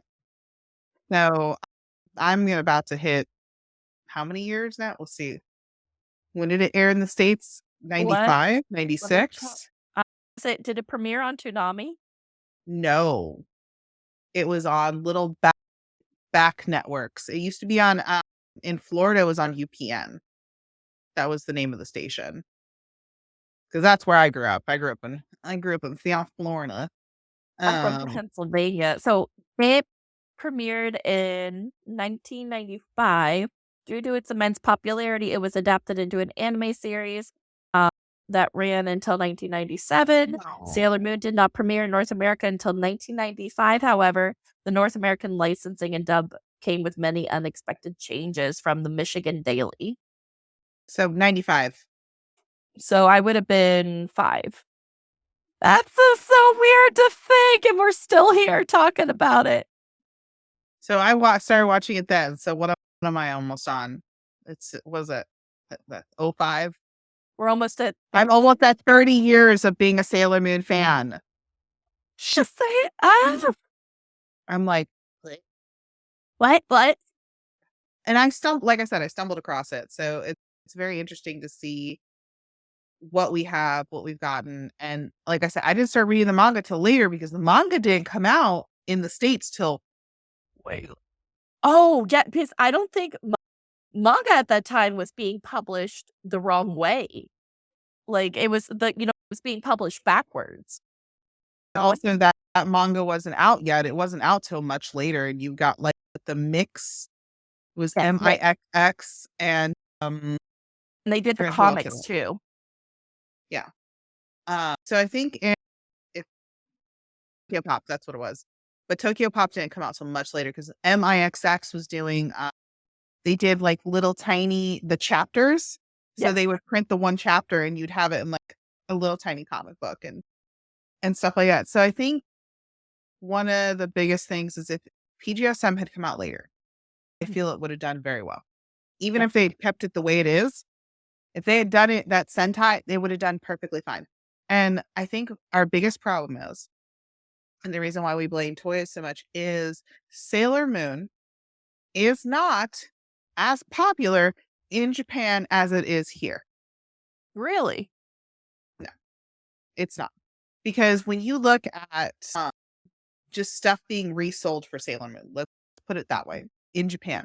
If you look at Japan listings for like older stuff, like stuff I have in there, they don't they don't hold as much sentimental value as us in other places. Um, Interesting. I have found that I feel we're bigger fans outside of Japan for Sailor Moon, even though like they're like, "Oh, Sailor Moon this," and I was like, "But I don't see as many Sailor Moon fans in Japan, Yeah. even though Sailor Moon's everywhere." Like Sailor Moon's kind of like a staple for them. what would you say for the United States? Like Charlie Brown is for the United States? Yes. Peanuts. Peanut 100% Peanuts peanuts. or Garfield? Garfield, Like, what do we see? We see Peanuts merch everywhere. Hello Kitty. So, Oh, but Hel Hello Kitty's Japan. But yeah, Hello sorry. Kitty has a very Scooby-Doo. big fan base here. Scooby-Doo? Scooby-Doo's been around 5 ever. And it's It's still just getting remade. it's still getting remade. We still see products for it. Uh, Disney, Disney everything. anything, yeah. Because like the Disney princesses. I mean, that's popular in Japan too. And I feel that the fan base for Sailor Moon is not as big in Japan as it is everywhere else. I go on Yahoo auctions and I find some old stuff. Like I actually want to start collecting the PGSM stuff because like I said, it's so hard to find. They made this show and they made these tools, like we said, these tambourines, these wristwatches, um, Airbow. the hair bow for Venus. They made Luna and Artemis stuffed animals, which I Yes. still think is the most interesting take. I think it's for the live action, it didn't have the fan base in Japan that it would have now. It's a little bit bigger than it used to be back then. Because you have to think. So let's look at Sailor Moon as a whole and look at the anniversaries Okay. when they release stuff. So I think it Yes. was the 10th anniversary was the World Dolls. Okay. And then you have the 15th anniversary. I don't know if they did anything for the 15th, I but will check. realize those anniversaries were never celebrated outside of Japan. I Now you get into the internet age and you've got Sailor Moon. Was it the 20th anniversary is when they announced Crystal? Mhm. So now you've got the 20th anniversary. When they announced the 20th anniversary, this is when Sailor Moon blew up. Yeah. And it wasn't that the Japan base was blowing it up, it was everyone else. And museum and stuff like this, unfortunately. But it is the reason why we're still getting Sailor Moon at the 25th and the 30th anniversary of Sailor Moon is because they know the fan base is bigger outside of Japan. So the scalpers and stuff, or it's also proxies like I use, they are the ones who are buying these shelves freaking clear of Sailor Moon products to ship outside of Japan. So I feel that the Sailor Moon we have now, if we'd gotten PGSM at like the 20th anniversary or even the 25th anniversary, we would have seen a different PGSM than what we got. I think the problem is they think we're tired of the same story in a way, especially with the way that Crystal went and like how hesitant they've been to put money into it. I feel like I wish that they could remaster this and re-release it for the 30s. We're in the 30th, or it's officially, I think, 31 now, Sailor Mhm. Moon. It You is. know, please re-release this. Toei, it's done. If you have to get rights or something, they'll probably make more money than you would for the rights. Bro, release that stuff back on DVD. We will buy it. I That's want like it's it. subtitled. Yeah, geared towards your audience. Like, I would love that. Now, maybe there's reasons we don't know. After all, we're not on payroll in Sailor Moon as much as we wish we were. If I was, it would have been done already. We're just really big super fans who we love delving into the history and all of the different facts and interesting tidbits that we love to share with you guys. I mean, But we've dissected it. We've watched it for 5 ever, and we rewatch it, and we're like, "Oh, shit, that happened," and it's just comparing theories on what other people think of the show, and I feel that I think PGSM just kind of came out in the wrong time, and yes, and even though it came out in the wrong time, it still gave us this show that was interesting, first of all, because I found the storyline fascinating because while it did go in a different direction than the manga. Yeah. It still it kept the aspects of what Sailor Moon is. And I feel like I still need to like finish rereading the manga because there's so much that you're like, oh, I forgot that happens. Yeah. Shit. Here's the thing, guys, is Feline and I are simultaneously trying to refresh ourselves on all of the mediums, and it's just a lot to get through. It's because we read too much fan fiction and then we realize that shit wasn't true in the actual Do you want to know what I found out today? Did you what? know Nahoko-sama actually reads fan fiction? She Yeah, admitted she to should. it. She admitted to it. Let me tell you, once I finish a book, I'm gonna read the fan fiction on my book. I'm be like, tell me someone wrote something better than mine and I want to read it. Oh my god, imagine if Naoko released like her top 10 favorite fan fictions. I think as an author, I would bury myself in the ground. You would just be like, I peaked. You're like, I'm done. Don't try and find me. Don't read this. I'm gonna tell you right now, it's really hard to find like really good Sailor Moon fan fiction that isn't like weird. It's because of when it came out.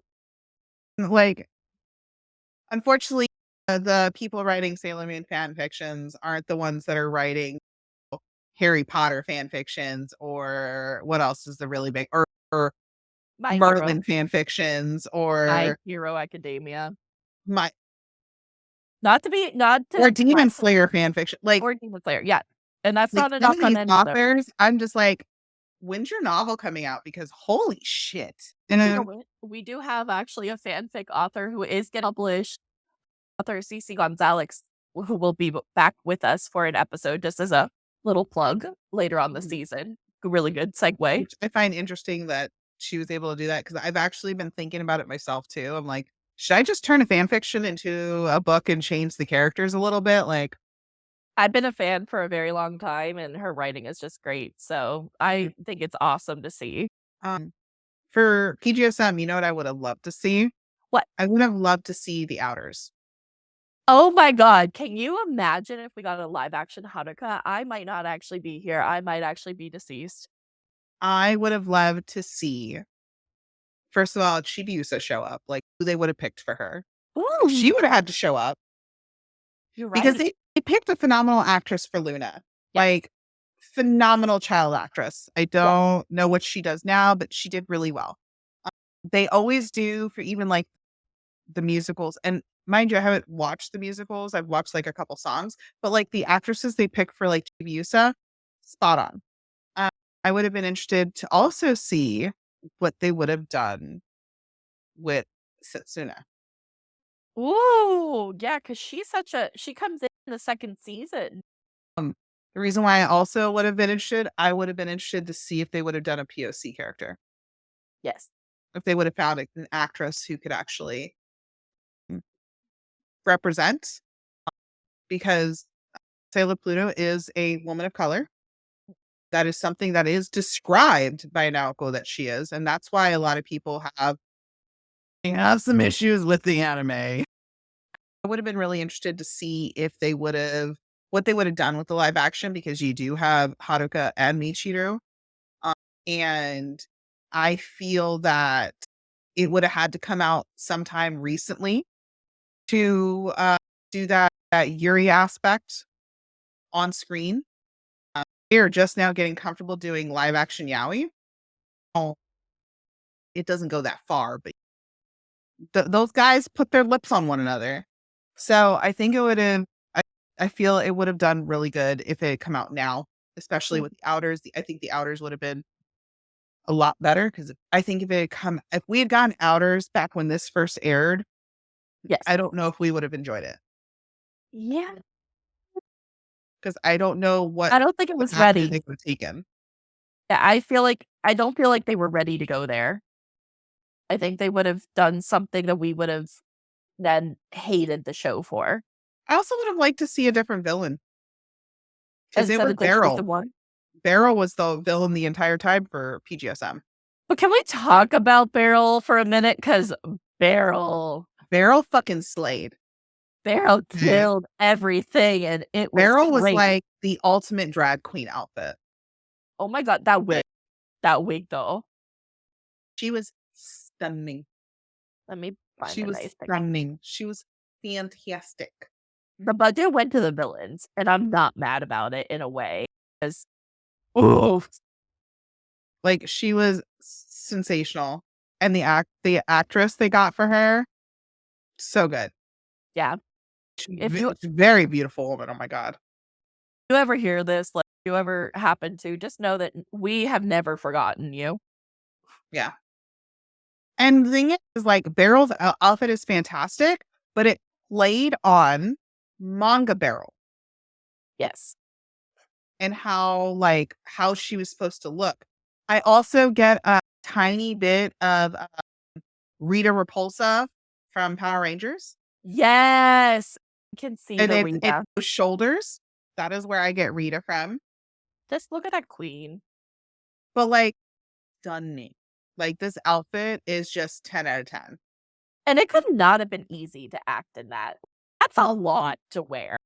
She didn't walk too much. No, but she was emotive. Yeah. So, like, they did very well on her outfit.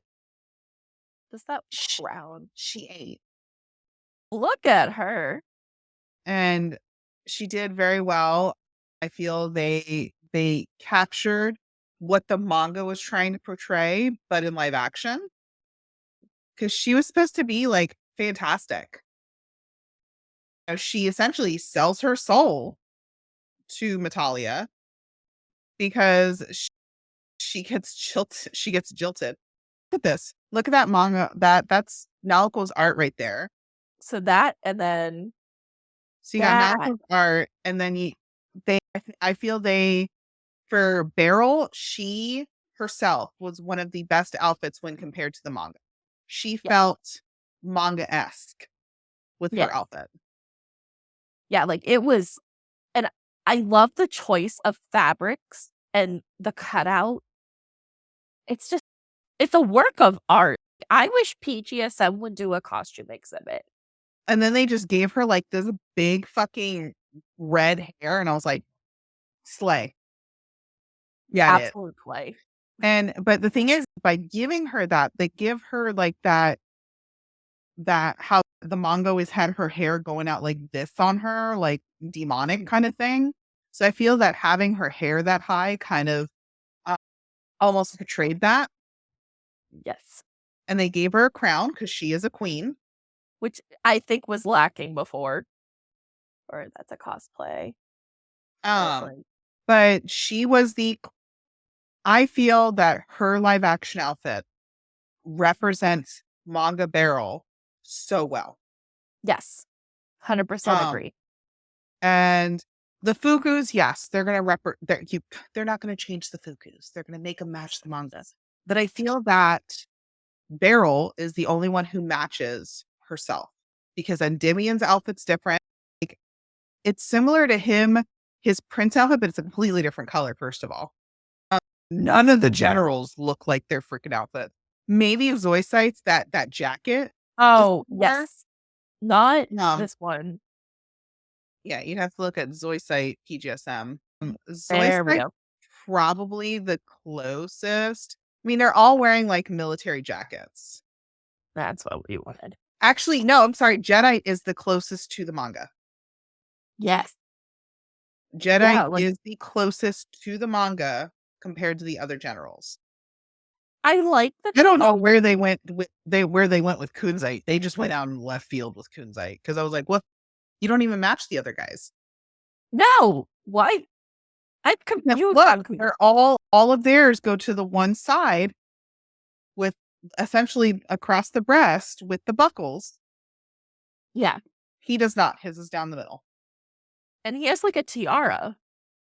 I don't know where they were going with that. I wonder if they were going for like Samurai Lord for his Mhm. hair. Could be?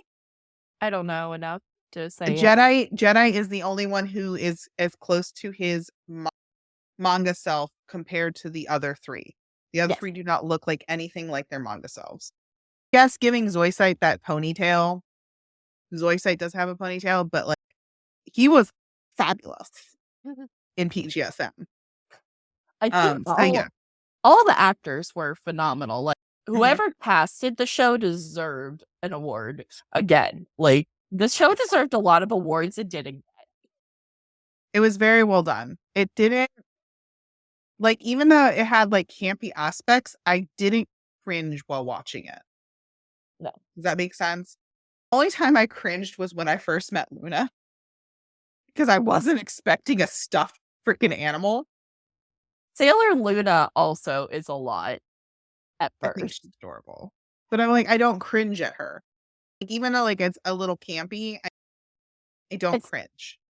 it's not it's like that joking, like, "Oh my god, I hate it," but it's like, I love it for what it is. I also wanna say Stars arc, we didn't get a lot, I think, in the show because I think it pulls the Mamo going evil and breaking up with Usagi trope from season 2. We don't get Haruka or Michiru, but we do get kind of Sailor Saturn-esque with Princess Sailor Moon, I would say. With the destruction, because Yeah. that's what they think's gonna happen if they allow her to come to full power. She's out too long, she'll just destroy this universe. Uh, like I said, she's a very angry character. She Which is which is fair. She died an angry death. She killed herself. yes. We don't see a ton of her mother. Her mother is pretty much written out of the story very quickly. It's kinda one and done, right? Mm. It almost feels like it's all of the anger of all of Serenity, both of them together. Lost their home because some woman was jealous over the fact that she was never noticed, because in the manga, Endymion does not give Beryl the time of day. Also, I don't think Beryl's a princess or anything. She's like a commoner. Yeah, From she the way is. she's dressed, and she's angry because he's consorting with the moon people when they're not supposed to.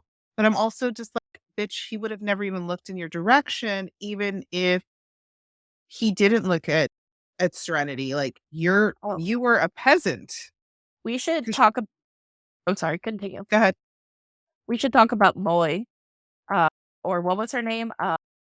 The barrel girl from PGSM, when she was human.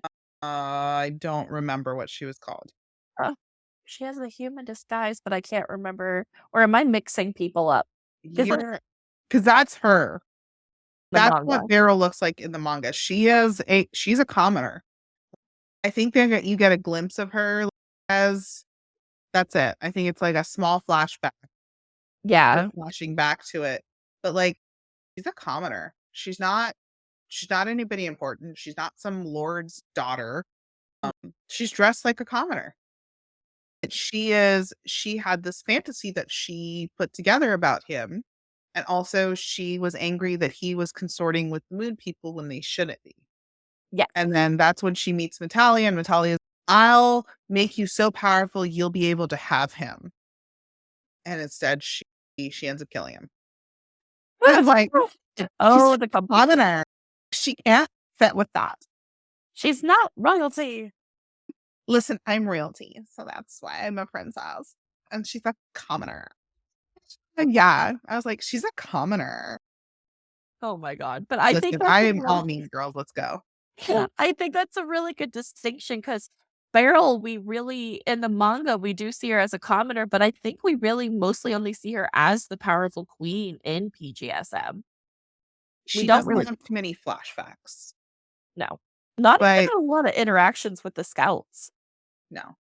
And I think, like I said, PGSM out because she's literally the only villain. Yes. We only see Beryl. We don't see anyone else. I would have been interested to see Black Moon Clan and or Queen Nehelenia. Like, with how they Or served with Beryl, I would have loved to see them do Queen Nehelenia. oh my god, imagine or Sailor Galaxia, that Mhm. golden armor. Oof. They would have done so well with the budget they had, with what they did with the villains' outfits. Like, I feel that the Sentai Power Rangers, the way they made outfits was really good. Look at Rita Repulsa. Look at what was her husband's name? Zed. look at the Sentai like monsters and villains, and they're always so like over the top, and especially like the main villains who aren't the monsters. Yeah, like the The monsters monsters in in PGSM were hilarious. I will say that. they were something. They looked like cartoon characters come to life. I honestly think that like the Sentai studio was like down the hall, and like they would borrow the monsters costumes in PGSM. I bet you they did, because I was like, am I watching like Power Rangers? Because that's what these costumes look. Right? Like, is this Power Rangers or is this Sailor Moon? I can't tell.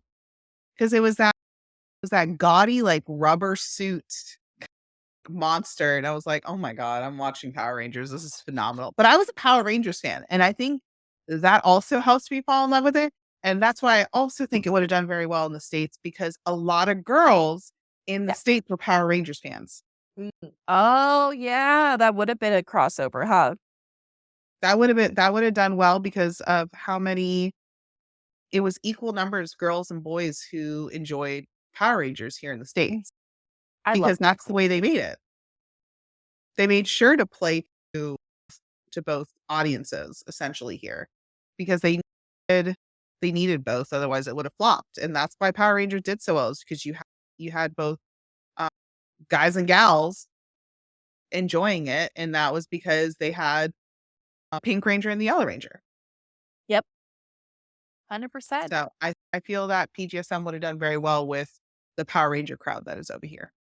Alright, so now I wanna get to my theory, which is Go ahead. the reason I wanted to put these 2 up against each other, and I was hinting at it, but now I think we're at a place because we have just enough time. I think we can kind of delve into this, and this kind of plays off of a little bit of the first season, especially the finale of Queen Serenity is Evil. So I specifically kind of look at the dual parallel of Usagi Sailor Moon and Princess Serenity Sailor Moon Mhm. and how different they are. And actually, I think Serenity in the PGSM universe is more of an entity or a single person, a single kinda like how, like, the Sailor crystals are reborn. We never see, like, a secondary crystal, we never get the pink moon crystal. What if Serenity is just one entity? And that's why when she comes back, it's not the Princess Serenity we know and love from the anime or sorry, from the manga. It's not the, like, the graceful, let's see, goddess, like, she's always known as peace and love and forgiveness, and there's very few times we don't see her use empathy, as you said before. Like, you brought up how she has no empathy whatsoever. So, Queen Serenity to me is a character that did anything for the protection of her kingdom. What if that is why Serenity is so different and why Princess Sailor Moon is so vastly different from what we expect as Princess Serenity? So are you saying that like Queen Serenity and Princess Serenity were one entity? Like they Yes. became one? Yeah, it's kind of the Serenities are like how, like, Venus is born from a drop of amber. So, like, she is the crystal, like, she is the embodiment of Venus. I don't know, I it's mean, kind of if you look at it that they died at the same time, it could have been that. yeah, it And just Usagi was you could put it as Usagi was the last of the innocence that was there, and that's what was reborn, because that's what needed to be reborn. But when she tapped into her princess side, it kind of unlocks that hatred and that anger, and because they died very tragically. In PGSM, it shows how tragic they died. why don't you go into that real quick? So this is similar to the manga on how the costume designer for PGS worked on a lot of common writer costumes. Makes sense a lot. So in the manga too, uh, Usagi does kill herself. Like she takes her own life.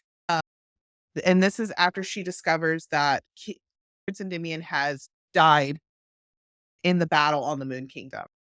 Now, in the manga, And even in PGSM, you don't really see how the queen dies.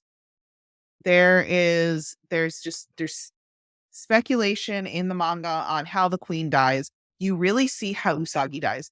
And Usagi dies by taking Venus's sword, which she does have in PGSM, which was really nice, and it does look like the actual sword. And she literally takes her own life with it. You literally see it go through her body because she falls upon the blade. This is also true in PGSM. She does the same thing where she finds his lifeless form, and in her anger, her sadness, and she just can't live without him, and she just so you have to realize it was a very tragic. There was tragedy all around. So I feel like your theory about it could have been because her mom's supposed to die at the same time. Yeah, it always I don't know, it bugged me how un Princess Serenity like she was to me. Like, there's just no hint of the Princess Serenity we knew, and yes, the anger is 100% justifiable. It's 100% understandable, but I'm confused because where's Usagi? Mhm. She still has to exist if it's the same person, doesn't she? It's that thing where PGSM just took this tragic, drastic, you'd say more drastic. Yeah. And I think it shocked a lot of Sailor Moon fans on how they portrayed this princess. And it was, I think she transforms into Princess Sailor Moon in a moment of desperation. It's when she thinks she's going to lose Endymion again. Yes, because he's been kidnapped.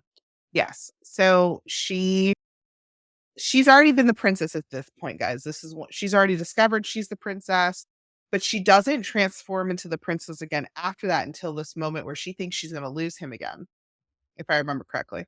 Princess Sailor Moon is introduced when Usagi is possessed by the spirit of her former self, Princess Serenity, after Queen Beryl takes a Shintenyo hostage in exchange for Mamoru.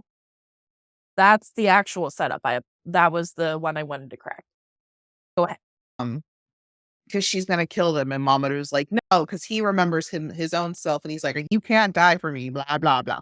I'm like, calm down. So yes, it is that moment of fear. So it's the fear of losing Mamoru, who is Endymion, invokes her past life, and it evokes her past life at the moment she died. So it is that spirit that possesses Sailor Moon, and she becomes Princess Sailor Moon. And you see this, and like I said, a lot of people were just shocked at this character that Princess Sailor Moon is, but it was set up that way. Like you see, like her Princess Serenity's anger, and she even like she kind of says it. She's like, "We're not doing this again." Yeah. She's like deadpan. She was like, "We're not doing this again. Absolutely not. I have the power to stop you this time. I'm the one who has the silver crystal. Actually, not my mother." Yeah. She's also blaming her mother in a sense. She blames her mother. Which that's unique, I think, to PGSM. I 'Cause feel she's blaming her mother for not protecting them, mm, I could see that. and the fact that because Prince Endymion was accepted in all the media that Sailor Moon is, Prince Endymion is accepted by Queen Serenity as Yeah. the match for Princess Serenity. So in I feel PGSM like it could be both their spirits because I would feel that Queen Serenity's pissed off that she died first of all Yes. to this usurper who had a crush on the prince and decided I'm going to destroy a kingdom. And she's like, you're not that cute though. Why? So like your theory where it could have been both their souls. That's true because, like I said, mom and daughter died at the same time. They are essentially one and the same person if you look at the manga. Yeah, and Um, it's the anger. It's the anger to me, especially. It reminds me of her mother. Her mother is ruthless. I think that woman genuinely came from a different system and then just put our system into her own order. it's one of the theories because they're just like she was in the battle of the planets and stuff like that and helped settle the cosmos as they were. And then the reason why she even has Princess Serenity is because she wants a baby. Yep. And it's a very much like Virgin Mary type. It's where they're going with this. And I was like, that's fine. She goes to the galaxy culture and is literally like, I want a kid. I want my own child. I want my own baby. Yeah. And she comes back to the Moon Kingdom pregnant Yes. because she created life at where life starts for the Yes. universe. They're technically it's almost like an extension of herself. She created something out of nothing with her own power. Yeah. When you dive into the theory of who's who, that's Uh, why I have my own OC theory and I have my own storyline for Sailor Moon because I I just stuff doesn't add up. it It really doesn't doesn't. add up. It's just like what you were saying earlier. We don't think Princess Serenity was ever meant to be Sailor Moon. It doesn't make sense. She That wasn't woman raised a was warrior like the other princesses. she barely made her go to school at all. Yeah. I mean, she was very much a spoiled child. And I mean, that's why I have my own fan theory with my OC was because I was like, she's not even being raised to be a queen. No. Not being raised to take Queen Serenity's space. But that's what's alluded. And I was like, is she though? Because she's not doing shit. Question is, did Queen Serenity ever intend to die, or did she just think she was gonna exist forever? But I'm just Just like, gonna remind you, she is still around in Sailor Moon Stars manga. She ain't dead yet. she's the little. She's still in the story, so I count it. Oh, she doesn't exist. She exists in the computer systems. Okay, oh, you know what? That's true. That's She is different. actually not a person. Her memories were downloaded into the computers of the Moon Kingdom. Uh-huh. So what you that holograph, and she even says she's like, I have what I was left with, essentially, with when it comes to emotions and feelings and how she views things. That's what you have left on the Moon Kingdom, especially when it gets revived. And it's when you go into PGSM, you Mhm. don't you barely see the queen, first of all. You Yeah, see her for that one little scene for 2 seconds, and it's literally the same actress with her hair down and that's a really different. flared crown on. But I feel it was a very different take on Princess Serenity. It was very much a flawed Mhm. Princess Serenity. She was angry. I've been angry too. Yeah. Would you say that this is a more realistic take on Serenity? Absolutely. Because I think she just goes straight to forgiveness whenever we see her in the manga. Which she shouldn't when it comes to Beryl.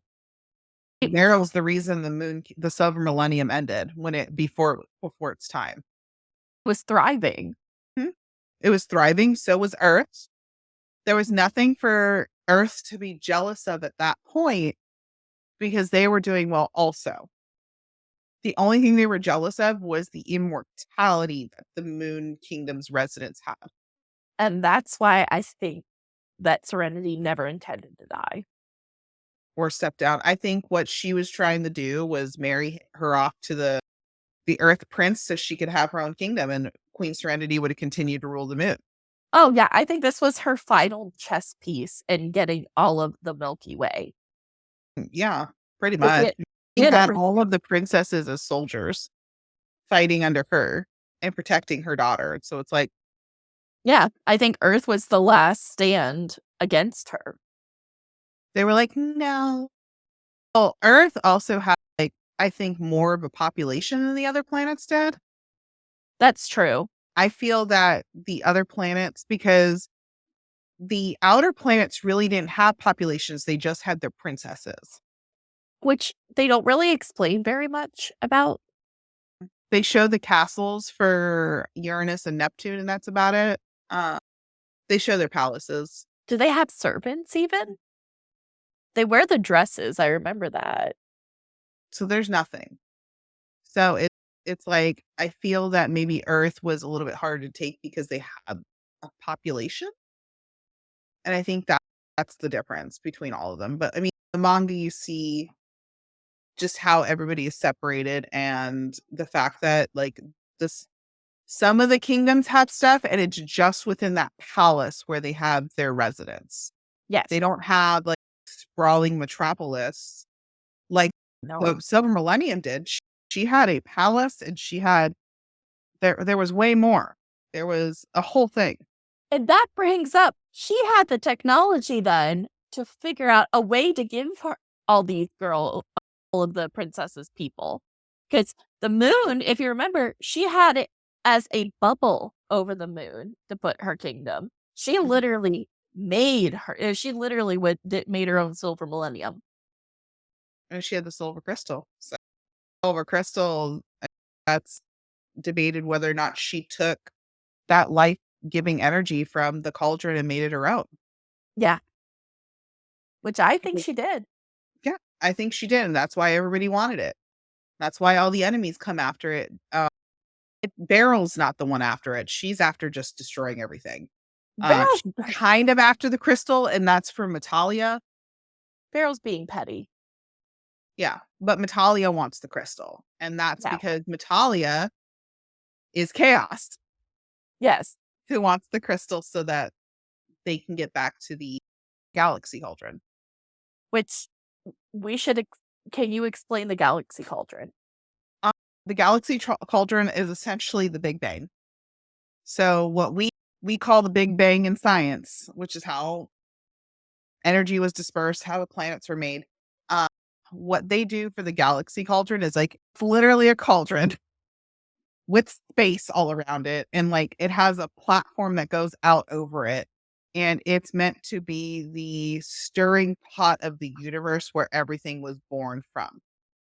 And that's where there was a before Serenity becomes Queen of the Moon, there's a big war that she was involved in with the planets resettling themselves. There was something over the galaxy cauldron, and she essentially comes out the victor.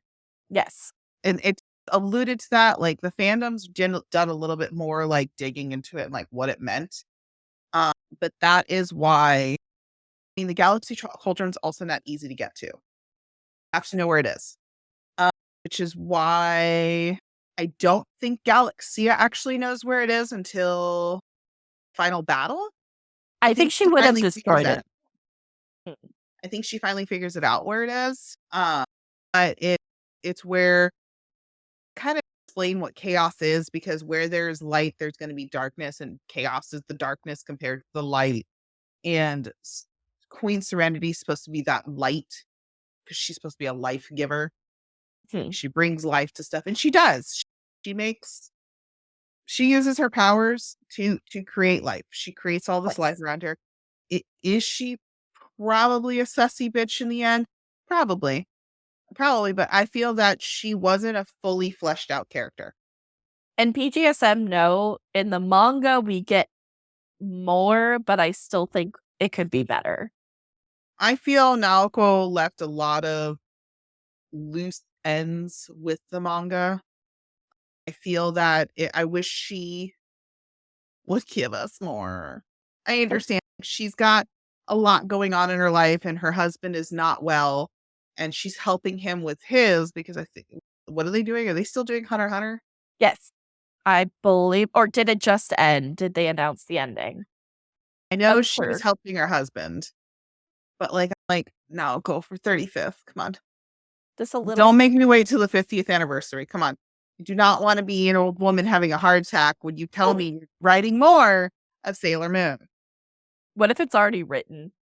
It probably is. There's no way a woman hasn't written more. She was With how much fan fiction. with how much Sailor Moon is her baby. Sailor Yes. Moon is she wrote it because she wrote it as herself as Sailor Moon because that is what is alluded. You did hear your name, Loki. We want to know if Hunter is done. Have they finally announced the end of the Hunter x Hunter manga? Because we know Naoko is helping on that. Yeah, that is what is Thank you. alluded is hi Star. That is what is alluded is not done. No. Finish Hunter x Hunter for the love of God. But it's alluded that Usagi is supposed to be Naoko Yeah. and that the other scouts were she wrote them as the friends she always wanted. Yes. So I'm just like, there's no way you put yourself that much into a manga and you haven't written more. I would love the bits between Ending and Crystal Tokyo. Or heck, even you know what? Time skip. I love a time skip. Give me a time skip. Start in Crystal Tokyo. Give us base 0. Make Mhm. it about the original 10 and just go for it. I want to hear it. I crowdfund it. You would probably make Kickstarter's website break. Or But like, let's get Chibiusa. Let's see. I want to see the her scouts and what she does with Saturn because mhm. I've seen like fan art and I've seen like fan based like comics that people have drawn, and I'm like, please. Oh my god, you wanna see some of the best fan work I found recently? Mm. Uh, I wish I could have found who was the person, but this is a fan DVD cover, and look how cool it is. So cute. I would literally love this so much I if this was oh no, real. I don't have this cover. Oh, I'd this have to go find what my DVD has for the cover. It's yes, very I'm so glad you agree with me. This is just so you like, it's so well designed. I wish if you guys know, please let me know. I would love to, like, plug them. But I think it's beautiful. Like, PGSM, this is what it deserves. This is the level of respect it deserves. like I said, it was very well done, and people just like to shit on it, and I'm like, you get shit on. I'll No, fight you. you know what? There's one character change that deserves a ton of negativity. I hate it. Can we talk about what happened to Andy or, what's the guy who works at the arcade? Oh, you mean Toki? the one who runs the karaoke bar? Because they don't have an arcade, they have a karaoke. That's the difference in PGSM. It's Yeah. not an arcade, it is a karaoke bar, Yes. which makes sense for that time frame for teenage girls. They would not have gone to an arcade, they would have gone to a karaoke club.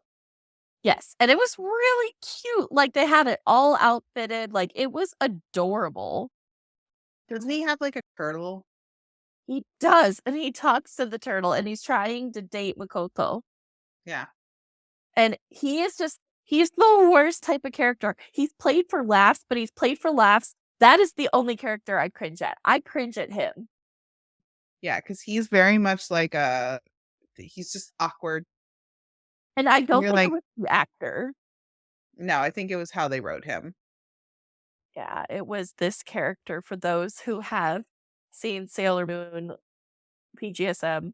Yeah, he was very dorky and quirky, uh, while in the manga, Here, this is not Matoki's not like that. He's very mature, he's very much like I can't even describe it. He's very much like big brother energy and stuff like that, and then you have this guy who's a fucking goofball.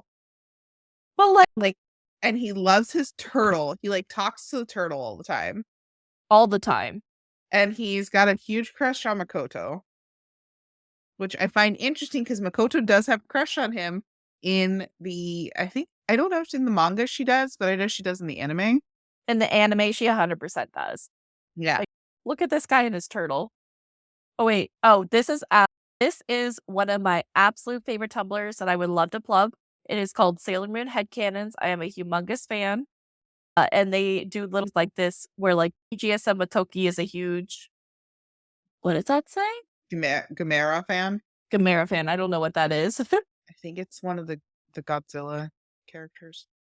But yeah, but they come up with awesome theories and always find really cute pictures. So if you are on Tumblr, I highly recommend And I subscribing haven't to them. Tumblr in like 10 years. I'm still on it.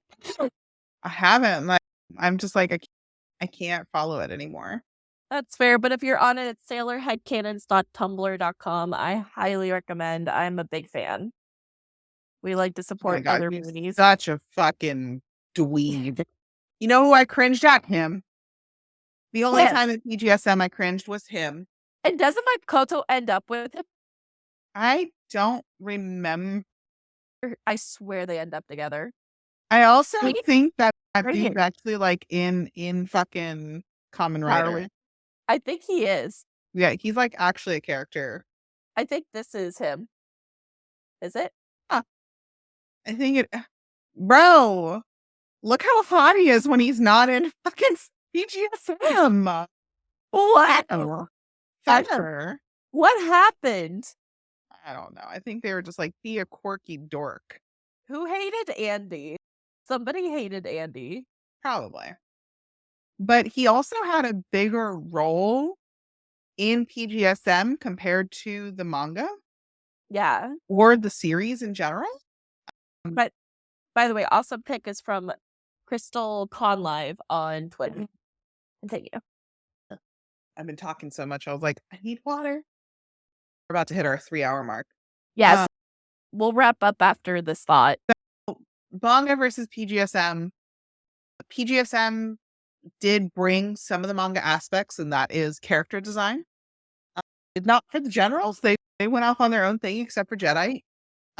They definitely nailed Beryl.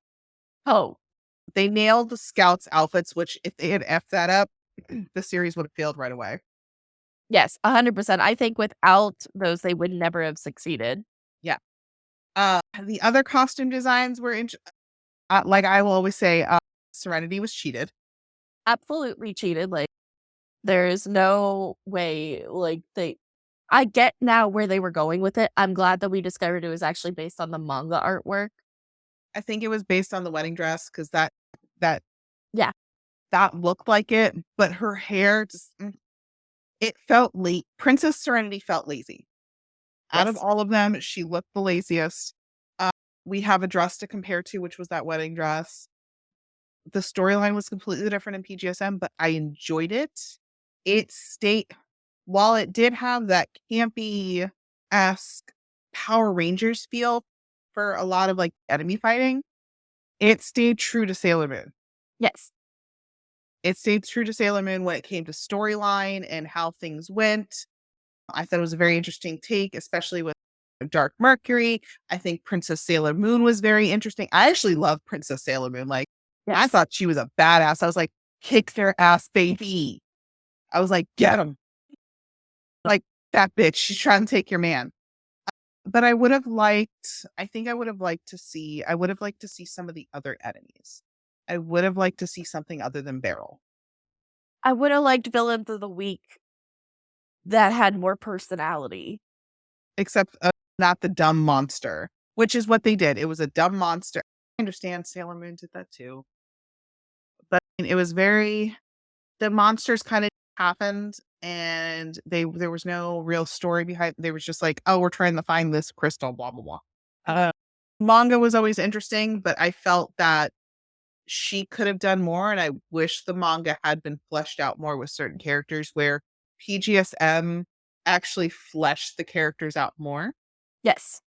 Agreed. Even though, like we said, Mercury and Venus had the most drastic storyline changes when it came to their characters, and I love them. Yeah, like, that's the thing. All of the big changes were really, really good. They worked well. They were enjoyable. They were enjoyable to watch. They weren't like, yes, like they were kind of on left field, but I wanted to be on that left field because it was actually an interesting storyline for it. Yeah, it's kind of whenever you sit down and it's the wrong movie, but then the movie's like really good, so you kind of are like, okay, You're like, shit, this movie slaps. I'm gonna stay here. yeah, like where are we going? Where are we going? Oh, Mercury's going to the dark side. You know what? Yep. So I think when it comes to manga versus PGSM, I love them both equally. I feel PGSM got cheated because of the time frame it came out. It came out when Sailor Moon was not as available to the outside fans, and this was due to the internet. Yeah. That's a lot of the stuff we're gonna see, especially for that early fandom, is And I think a lot of people will be so surprised is because if you're younger, watching us, listening to this, you, and you grew up in the age where the internet was readily available, when you were old enough to use it, it's shocking when you hear this kind of stuff. I guess it's kind of and you can't believe it. You're like, what? And myself, where it was nay impossible to get anything Sailor Moon. I'm as an older fan, I'm just like, oh my god, I can get my hands on this, but PGSM, I still can't get. Although I do have for PGSM, I do have the what are they called? HIFG figures, the little figures that are like this big that came in Gashapon. Yes. I've got the Yes. PGSM ones, and they're actually very detailed. I'm jealous. I have those. I don't have anything else. I'm gonna actually start collecting probably PGSM next year. I have a bucket list that all I want is I want to find a Artemis. I just want an Artemis in the box to go with my Luna. I don't care if it's open. I don't care. I just want an Artemis because I have Luna and it's one of my favorite possessions. And I keep finding this one Artemis on eBay and that's it, or the set that's on eBay and I can't afford either. I'll probably have to try and find it for you. Yeah, because I want Artemis so bad. I'll keep a lookout for it. You just gotta tell me what price range you want to pay for it. We're not talking about that on stream. But yeah, I think that sums it up pretty well. And then, Our only announcement is for next week. yes, I will Mhm. go over the social medias real quick, Go ahead. just so you guys can, if you guys want to follow us or if you want to hear the podcast, which this is like the long version of the show. The podcast is condensed. Most of the it's all of our thoughts, but it's edited to try to be within a shorter time period and more all about the theory and less tangent. If you follow our link tree, which I put it in, if I put it in the chat, would that help? Yeah, you can put it in the chat if you have the chat open. Yep. Oh, what happened? I did something wrong. Try. I'm trying. But I put up the QR code, which is up on your screen. At least that is up. But we have our Twitch link, our Instagram, which has the link tree. You I have it find in about us down below us. Do you have it in there? where? Like on Twitch in our about us, like our summary and stuff. Is it in there? Oh, We'll put it in there. we'll put it in there We'll put it in somewhere. there. So you'll be able to find the link tree in our about us. Yes, I will put it in Link. there. So what I wanted to say is you can see on Apple Podcasts, on Audible, also on Spotify, Amazon Music, and YouTube. I'm now uploading them. So next week's episode, we're gonna narrow it down after this episode. We wanted to get through all four mediums first, but it's gonna be a what we think is done the best per subject. So, who had the best characterization of Moon? Who had the best characterization of Princess Serenity? We're going to really break it down. And this way, you guys gotten to know us as well as gotten to know the series a little bit better. And then you'll know where we're coming from for the rest of the podcast. Yeah, I think it's gonna be a lot of fun. It's going to be fun. And then I'm excited to see our guests come in because we've Yes. got a good roundup of people. You did Yes. very well, Michi. I am the very social booker. Hello. If people are ever interested in being on the podcast, we are always open to seeing if we are a good fit or a good vibe. Feel free to always DM us either on Instagram or the email is eternalmooncast@gmail.com. Yes. And I If you run the want to be in an email. episode, please let us know. Yeah, we love anyone Sailor Moon obsessed. I meet most of these people through cosplay, so we would love to open up and meet others, or even if you're another Sailor Moon cosplayer and you found us through all that, please, if you have opinions, if you have a fun theory that you think is really out there, we're all about that. Yes, especially because we're gonna need because we haven't started booking for part 2 of season 2, right? No, we have some people who I have said I have them on the docket as for season 2 because they couldn't do season 1. So I still have a few names that I need a book. But yeah, season 2, part 2 will be the fall and winter season. So we are going to have that long break in between. So Michi can catch up on editing. And we might have to see how guests are doing and see if they do better. I think during the fall ones, we might have to just be a little bit flexible where we might do Saturday or Sunday because it is the holidays. People have plans, or we'll do just host ones, especially during the month of December. Oh, People yeah. can make it but we're fabulous, so it's fine. We have a lot of plans. Like, we want to do, like, would really like to do as a commentary on the original 90s movies. So that's something we're starting to plan. But we really wanted to get the show base down pat and make sure that we had a good formula and that we liked what we were doing. And we thought that we were happy with the moving forward because we're putting a lot of heart into this. And we love our show. Yes, exactly. We did good. All And then, right. so yeah, we'll see you next week, Sunday. Sailor Sunday. Yes. All right, guys. This has been Michi. This has been Celine. Thank you for joining us for Eternal Mooncast. Have a good night.